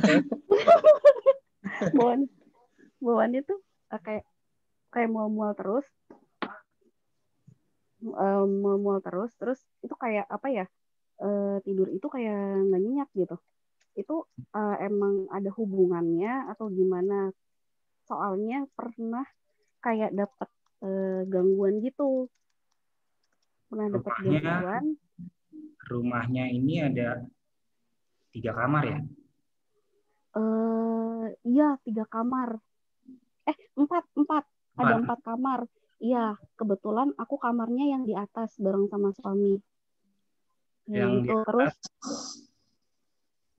ya di atas itu ada jemuran. Ya, benar. Ada jemuran, ya. Iya, nah itu sebelumnya di atas kosong lama ya? Iya, sempat kosong lama, jarang dipakai. Soalnya suami itu kan pelayaran ya, jadi pasti nggak akan dipakai dalam waktu 2 atau 3 tahun. Terus sejak pertama nikah juga sempat ngontrak beberapa bulan dan itu juga kosong gitu. Jadi suatu tempat yang kosong kalau lebih dari 40 hari itu sudah diisi dengan yang lain, Mbak. Jadi kalau Mbak merasa mual dan pusing, ya itu memang sudah diisi mereka dan Mbak berinteraksi dengan mereka. Karena itu udah jadi tempat mereka, Mbak. Intinya kalau rumah yang kosong atau tempat yang kosong sama 40 hari, ya sudah diisi mereka. Dan memang itu yang dari atas dan kadang ke tempat jemuran, kadang juga ke kamar yang sekarang nih. Aku nggak mau nyebut sosoknya, tapi yang jelas itu ada. Apa yang bisa dilakukan oleh Mbak Ajeng ini, Ronan? Iya. Kalau yang aku lihat, enggak Mas, kenapa bentar Mbak ya Bang. Gini, soalnya aku kan ada sensitif ya orangnya, agak sensitif. Entah itu aku sih mikirnya aku bukan indigo, mungkin ya ketempelan atau gimana gitu ya. Aku tuh orangnya sensitif gitu, agak sensitif. Nah itu kalau misalkan ketemu sama orang yang gimana-gimana gitu, pasti kan mual bawaannya, terus ke tempat yang nggak enak, mual juga, pusing, terus telinga kan suka berdenging kan, apalagi kalau misalkan di rumah kadang kayak gitu. Nah itu cara ngatasinnya gimana Bang? Yaitu Mbaknya udah bersinggungan dengan mereka, karena setiap manusia punya sensitivitas masing-masing Mbak ya. Ada yang dengan berdenging, ada yang secara langsung, ada yang mencium bau, ada yang merinding. Itu sebenarnya udah salah satu ada, mereka tuh ada gitu. Terus cara mengatasinya, Mbak, Muslim atau apa? Muslim. Kalau saran saya sih, kalau memang Muslim, ini memang kamarnya yang atas. Saran saya ya, harus ngajiin setiap habis maghrib dengan surat Al-Baqarah selama 40 hari juga. Selama 40 hari, oke. Sebab saya juga pernah belajar, saya juga sedikit belajar agama. Rumah yang kosong ibaratnya seperti hanya kuburan dan sholatnya hanya satu, kita harus baca surat Al-Baqarah. Jadi sehabis maghrib baca surat Al-Baqarah aja. Itu saran kalau saya. Aku kan kerja sampai malam ya Bang, kerja pulang itu jam 7 sampai sini istilahnya udah jam 7:30 lah kayak gitu ya. Itu masih tetap bisa nggak ya? Nggak apa-apa. Yang penting selepas maghrib. Selepas maghrib. Sebab waktu portal mereka terbuka tuh, kalau menurut orang-orang kan malam ya. Ini kalau menurut saya, portal mereka terbuka tuh selepas asar. Asar mereka udah berkeliaran kemana-mana sampai malam. Jadi baiknya aku pernah dengar tuh selepas asar dan ya. Jadi lebih baik kamarnya Mbak ibaratnya dibersihkan dengan cara mengaji dengan surat Al-Baqarah Mbak. Iya. Selama ini gitu sih udah. Iya sih, Aku nggak mau nyebut sosoknya sih. Kenapa? Aku nggak mau nyebut sosoknya ada sih. Cuma males. Jangan. Putih-putih pasti. Ya betul.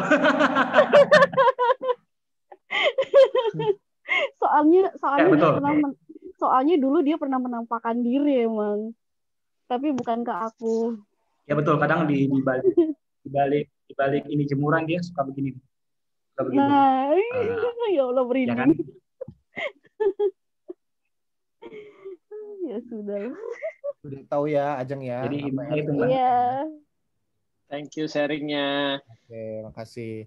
Thank Ya, you. boleh. Silakan yang mau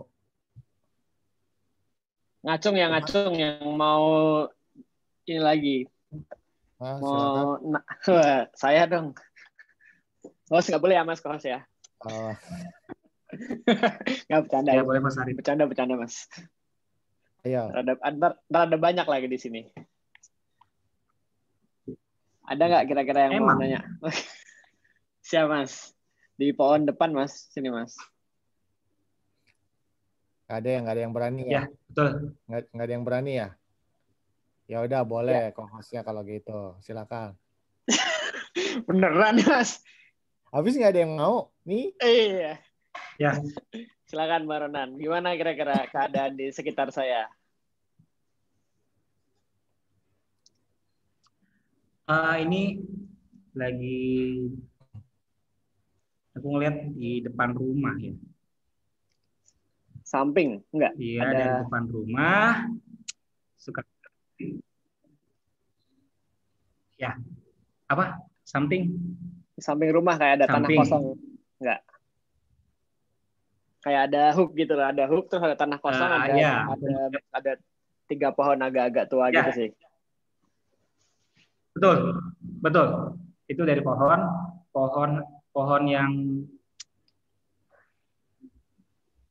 yang agak sedikit mepet ke rumah. Pohon yang agak sedikit mau ke rumah. Itu. Dan itu kadang-kadang suka main di dapur. Waduh. Kadang-kadang suka main. Tapi aku nggak mau nyebut sosoknya ya. Yang jelas. Siap. Dia main di dapur. Kadang-kadang bunyi suara kayak lontang gitu. Pernah nggak? Kayaknya pernah sih kayaknya ya. Cuman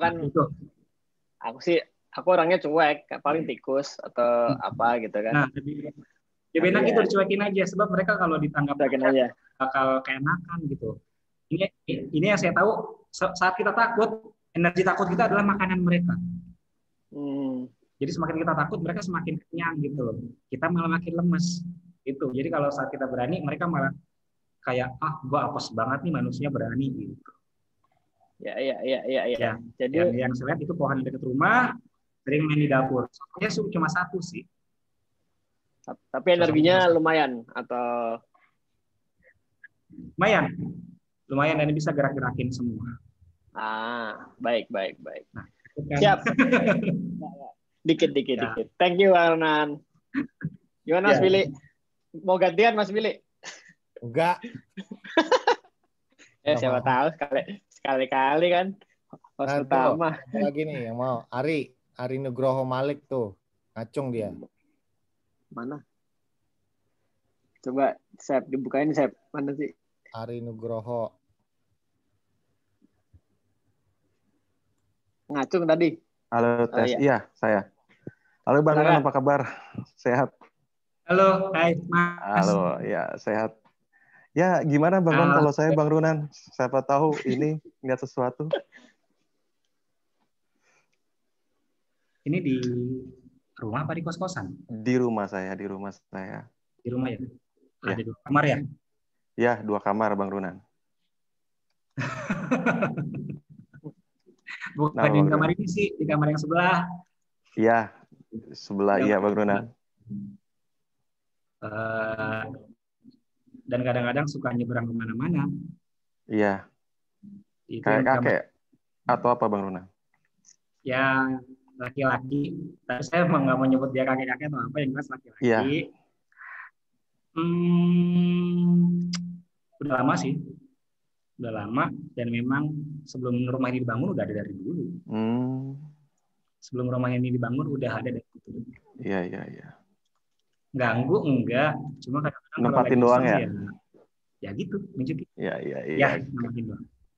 Dan Mas juga pernah ngeliat ada anak kecil di rumah ya? Anak kecil. Di rumah ada anak kecil nggak?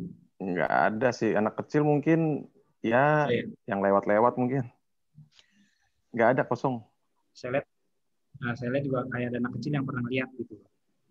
Entah ini keluarganya Mas atau memang ya keluarga mungkin iya. Ya, di kamar sebelah dan bukan ini sebab di kamar ini sering dipakai ibadah. Oh iya. Di kamar ini saya ngelihat ada apa sih? Sesuatu yang sering dipakai ngaji dulu, ngaji sholat. Iya, emang betul Bang Runan. Betul Bang Runan, betul banget. Tahu banget Bang Runan, hebat, salut saya. Ya, terus Bang Runan. Bener emang bener Bang Runan ya, yang satu dipakai sering ngaji. Capek lo begini. Ya, bener Bang Runan, bener banget. Kalau di saya sendiri Bang Runan gimana Bang Runan? Kalau di saya sendiri Bang Runan? Di kamu sendiri itu lebih baik kalau mau DM aja ya, jangan di sini. Ya, siap Bang Runan, siap. Harus apal Baqarah kamu, Bang. Iya. Sebab kalau udah masalah pribadi lebih baik kalau DM dia aja emang ya. pengennya diumbar, Runan ya. nggak apa-apa silakan. Ya. Benar banget. Oke, Bang Runan. Oke, thank you. Thank you, Bang Mas Ari. Sama-sama ya. By the way, Mas Ronan akan jadi ya bagi-bagi itu ya? Iya. Jadi bagi-bagi merchandise? Jimat. Ada 3 ya? Iya. 3. Iya, 3. Oke. Boleh kita bagikan dulu deh kalau gitu. 1 dulu ya. Silakan. Kita undi. Ya, udah.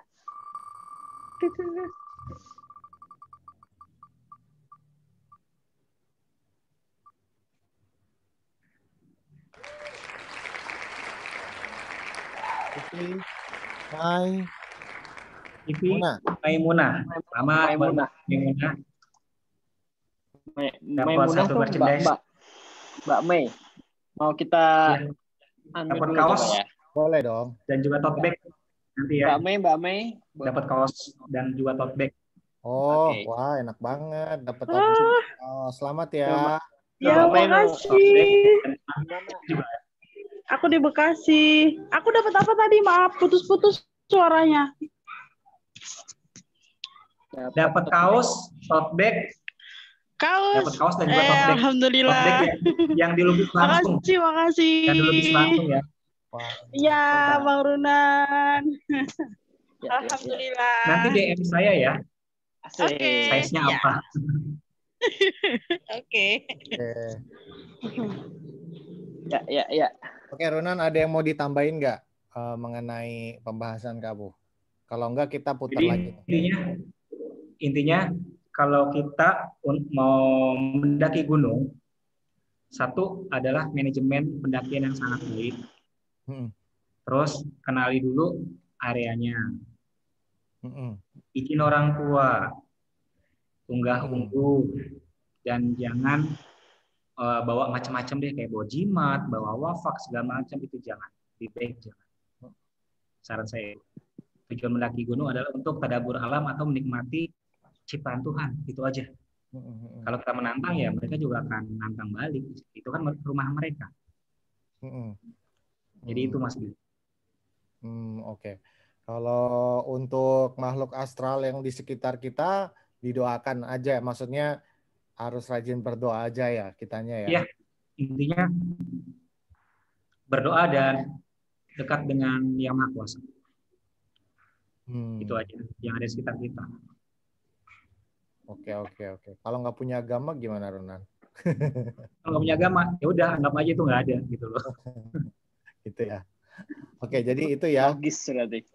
Itu yang tambahan dari kamu ya. Kalau nggak ada lagi, mungkin kita bisa putar lagi. Silakan diputar lagi. Roulette.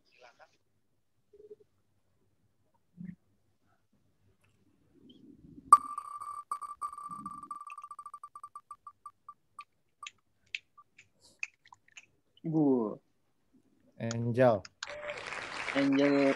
Ini Angel Gosal apa Angela nih, Seth? Angel Gosal kali ya, Kak Angel Gosal ya. Halo Kak Angel, masih di sini kah?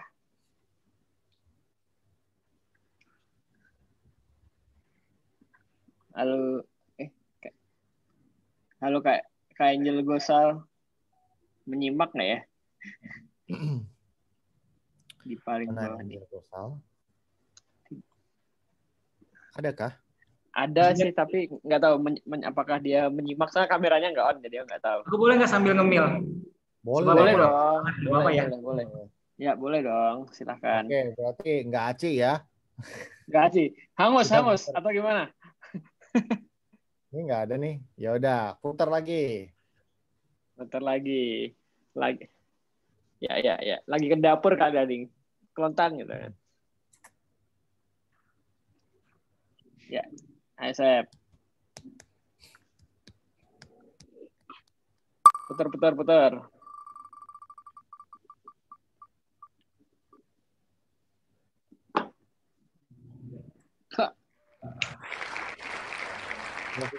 Siapa nih? Yovita, silakan. Yovita mana, Sep? Tidak ada sepertinya. Yovita, yang nama Yovita. Nih, aku khawatir tidak nih ada sepertinya. Astral nih kayaknya nih.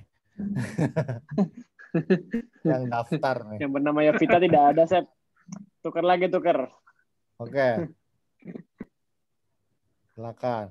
Lama-lama buat co-host sama hostnya nanti ya, Mas ya. Kalau nggak dapat. Ya.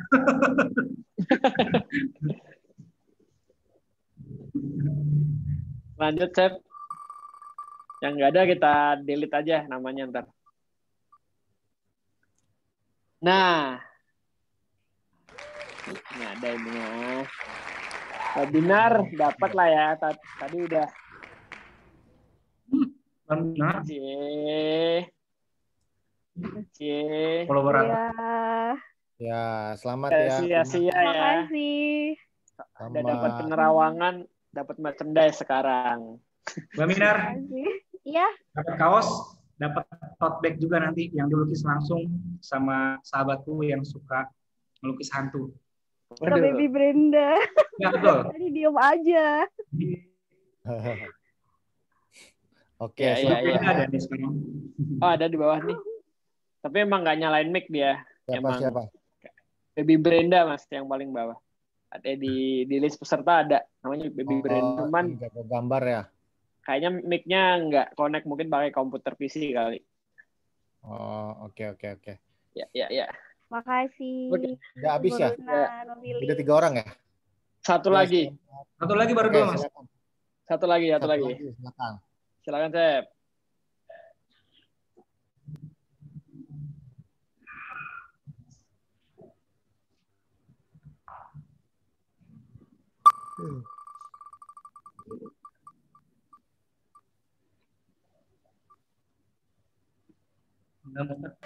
Angela lagi.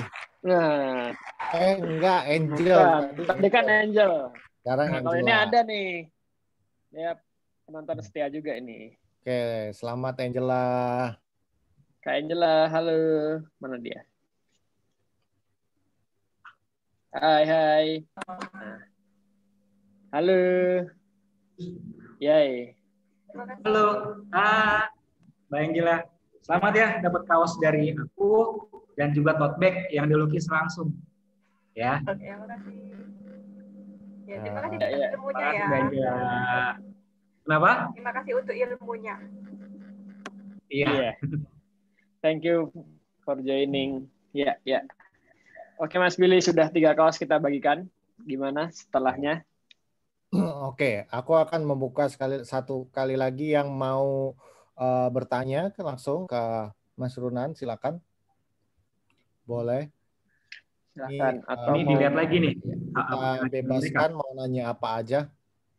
Silakan. Ya. Okay. Ada yang nanya IG-nya Mas Ronan, masa? Kan udah ada di kita juga lupa. Di IG-ku. Iya. IG-ku @ronanhandoyo ya. Nah, pakai O ya.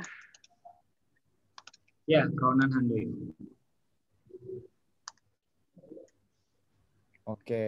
Nah, siapa nih yang mau, silakan yang mau tanya Mas Ronan gimana? Apa masih single atau enggak? Atau udah berkeluarga?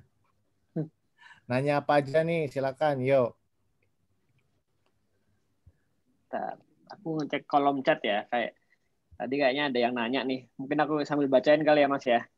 Ini kan ada yang nanyain tentang ketawanya Kunti Mas kalau di gunung. Katanya kalau suara dekat berarti dia jauh, kalau suara jauh dia dekat. Bener nggak tuh? Bener nggak tuh? Ini bukan di gunung aja ya. Aku juga punya pengalaman saat di rumah.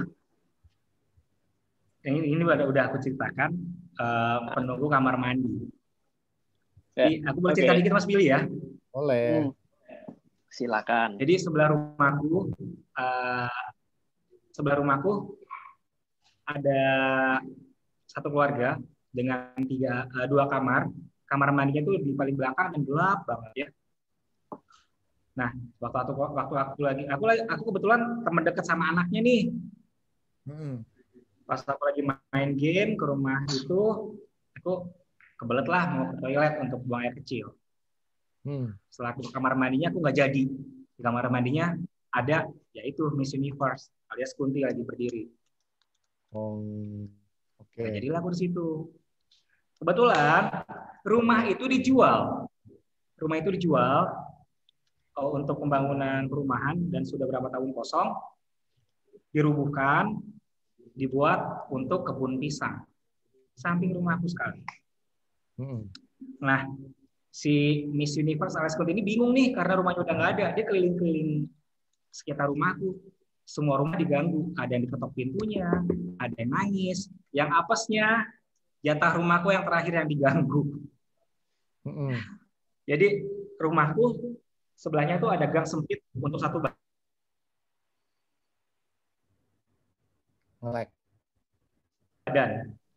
Ibuku kan memang ibuku malam baru selesai. Dari pagi sampai malam baru selesai sekitar jam 11 malam. Ibuku ngebangunin aku lagi tidur. Bangun. Ada apa sih Bu? Ada yang nangis. Aku bilang, mana yang nangis? Langsung kedengeran suara itu. Jelas banget Mas. Suara kayak gimana sih? Kayak ABG diputusin cinta gitu loh. Kamu praktekin nggak? Itu jelas banget kenceng, saya serumah dengar semua.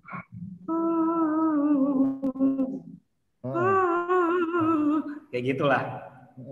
Itu kedengarannya jelas. Tapi aku lihat nggak ada gitu loh. Pas aku lihat nggak ada.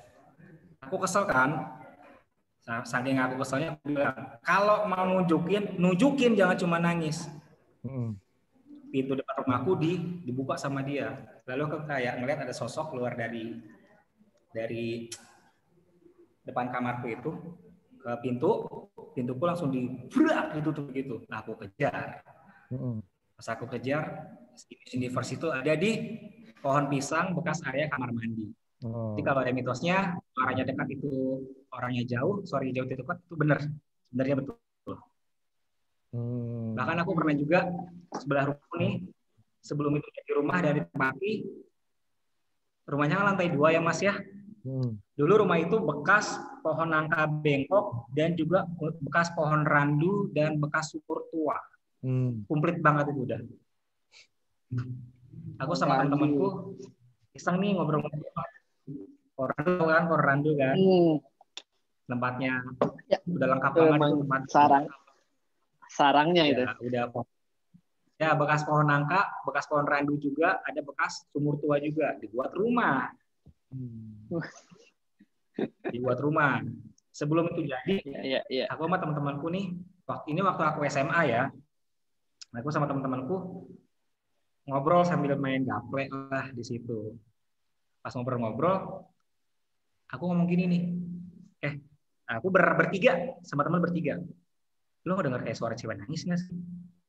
Memang suaranya jauh banget, tapi teman-temanku dengar semua. Ya jauh, lama-lama makin mendekat. Ada di belakang kita. Sosoknya ada di belakang kita. Otomatis kita lompat semua. Kita lompat semua. Padahal ada tangga ya, karena udah memang nggak sadar, kita lompat semua. Dan itu tinggi banget Mas, sekitar 10 meteran. Kita lompat tanpa sadar. Tapi nggak ada yang cedera karena memang saking panik dan takutnya.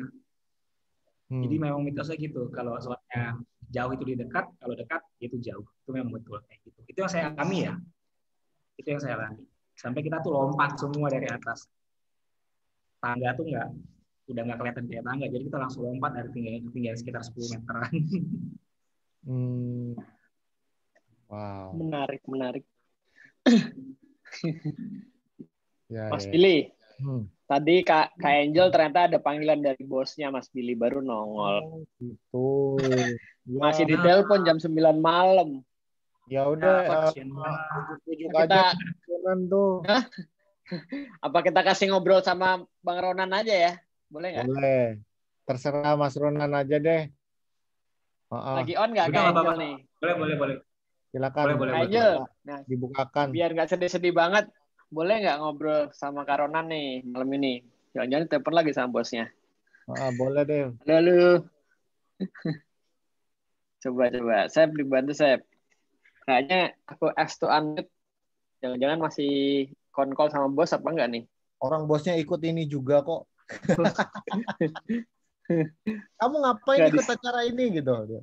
Nggak disautin ternyata. Kayaknya ditelepon bos lagi nih. Dia bilang jam segini masih kerja, malam-malam masih kerja gitu. Kerja lagi kayaknya nih. Tahu. Iya. Bosnya tahu kalau dia lagi main ini gitu. Ditanyain lo kerjaan belum kelar kok malah online, acara online sih gitu. Tuh ada. Nih Kak Ronan, ada latih gak kemampuannya? Dilatih gak tuh Ronan kemampuan kamu? Kalau aku nggak melatih apapun sih. Ini memang berjalan dengan apa adanya aja. Tapi sempat waktu itu aku ikut kegiatan silat yang ada tenaga dalamnya dan bagi menyesatkan. Jadi akhirnya aku berhenti ikut silat itu. Dan sudah aku ceritain juga waktu aku pengisian itu aku makan sate isinya jin semua. Oke.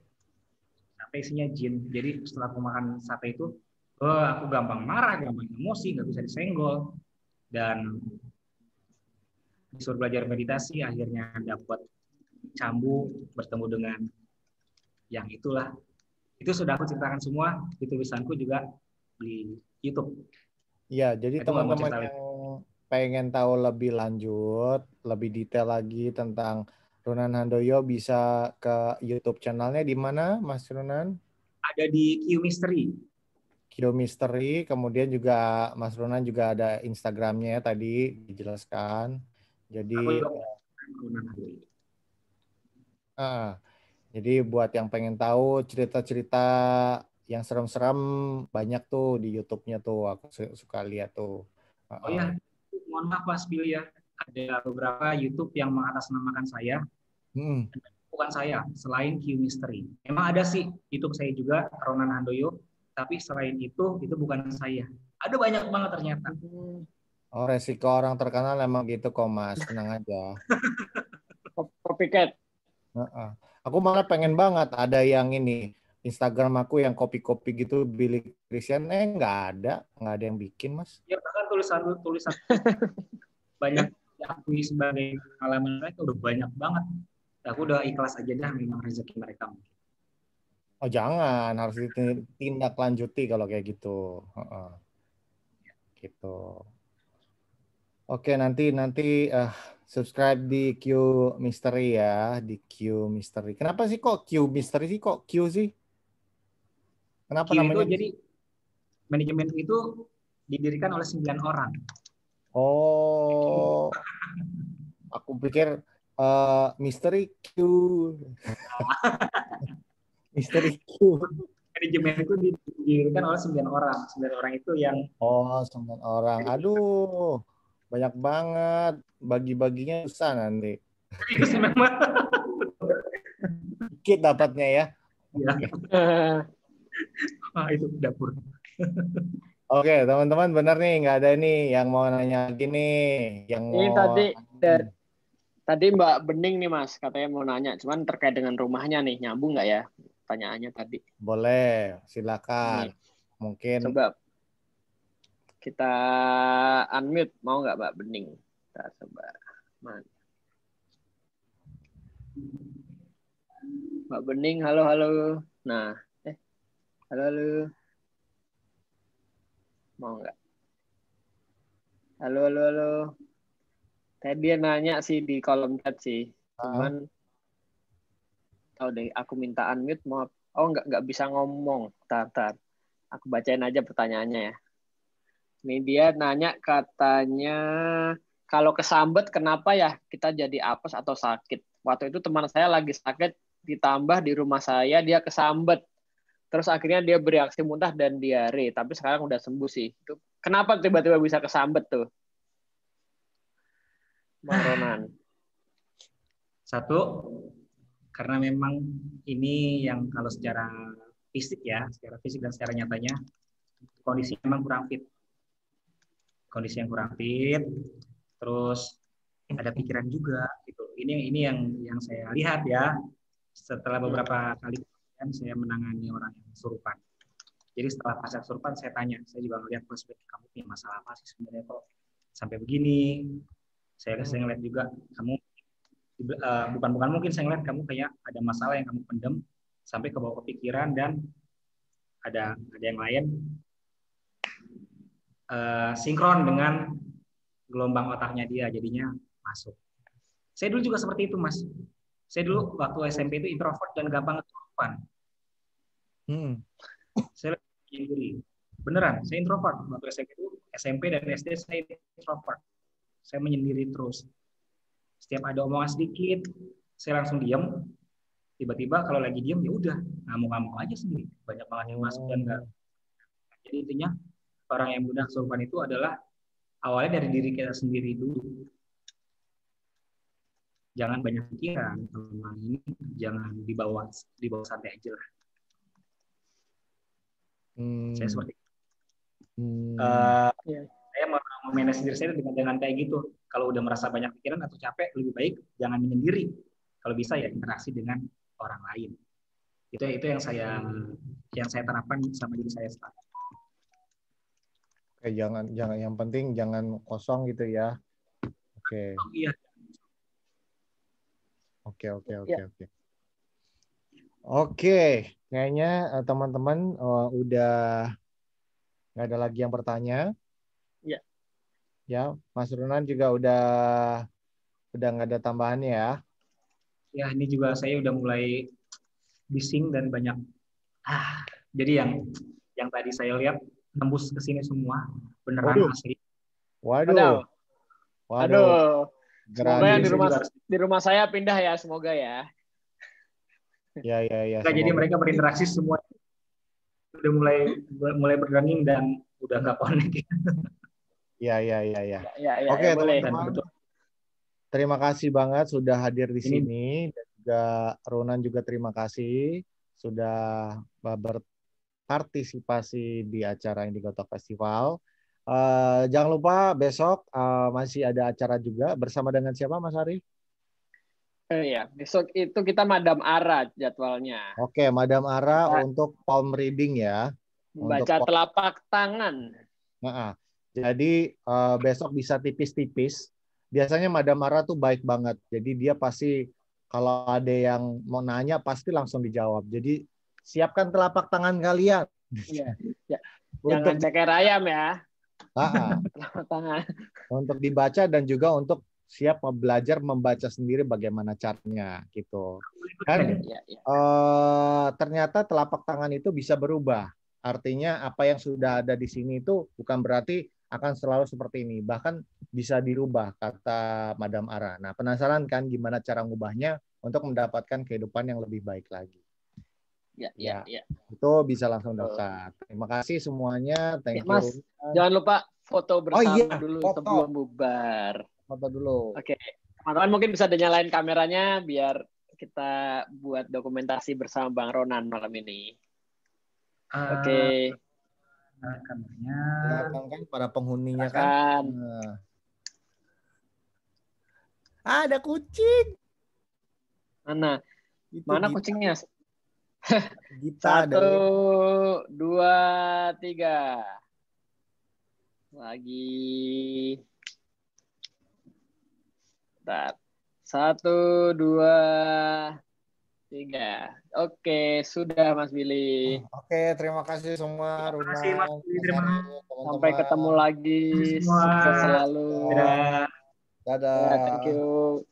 Boleh nih kapan-kapan bikin open trip naik gunung ya. Yo. Iya dong. Kapan-kapan naik gunung bareng. Ya, dadah. Thank you. Dah. Oke, setuju. Ya, habis pandemi ya. Dadah. Insya Allah. Ya, aku mau ke Arjuno. Amin. Mari. Siap. Thank you. Bye.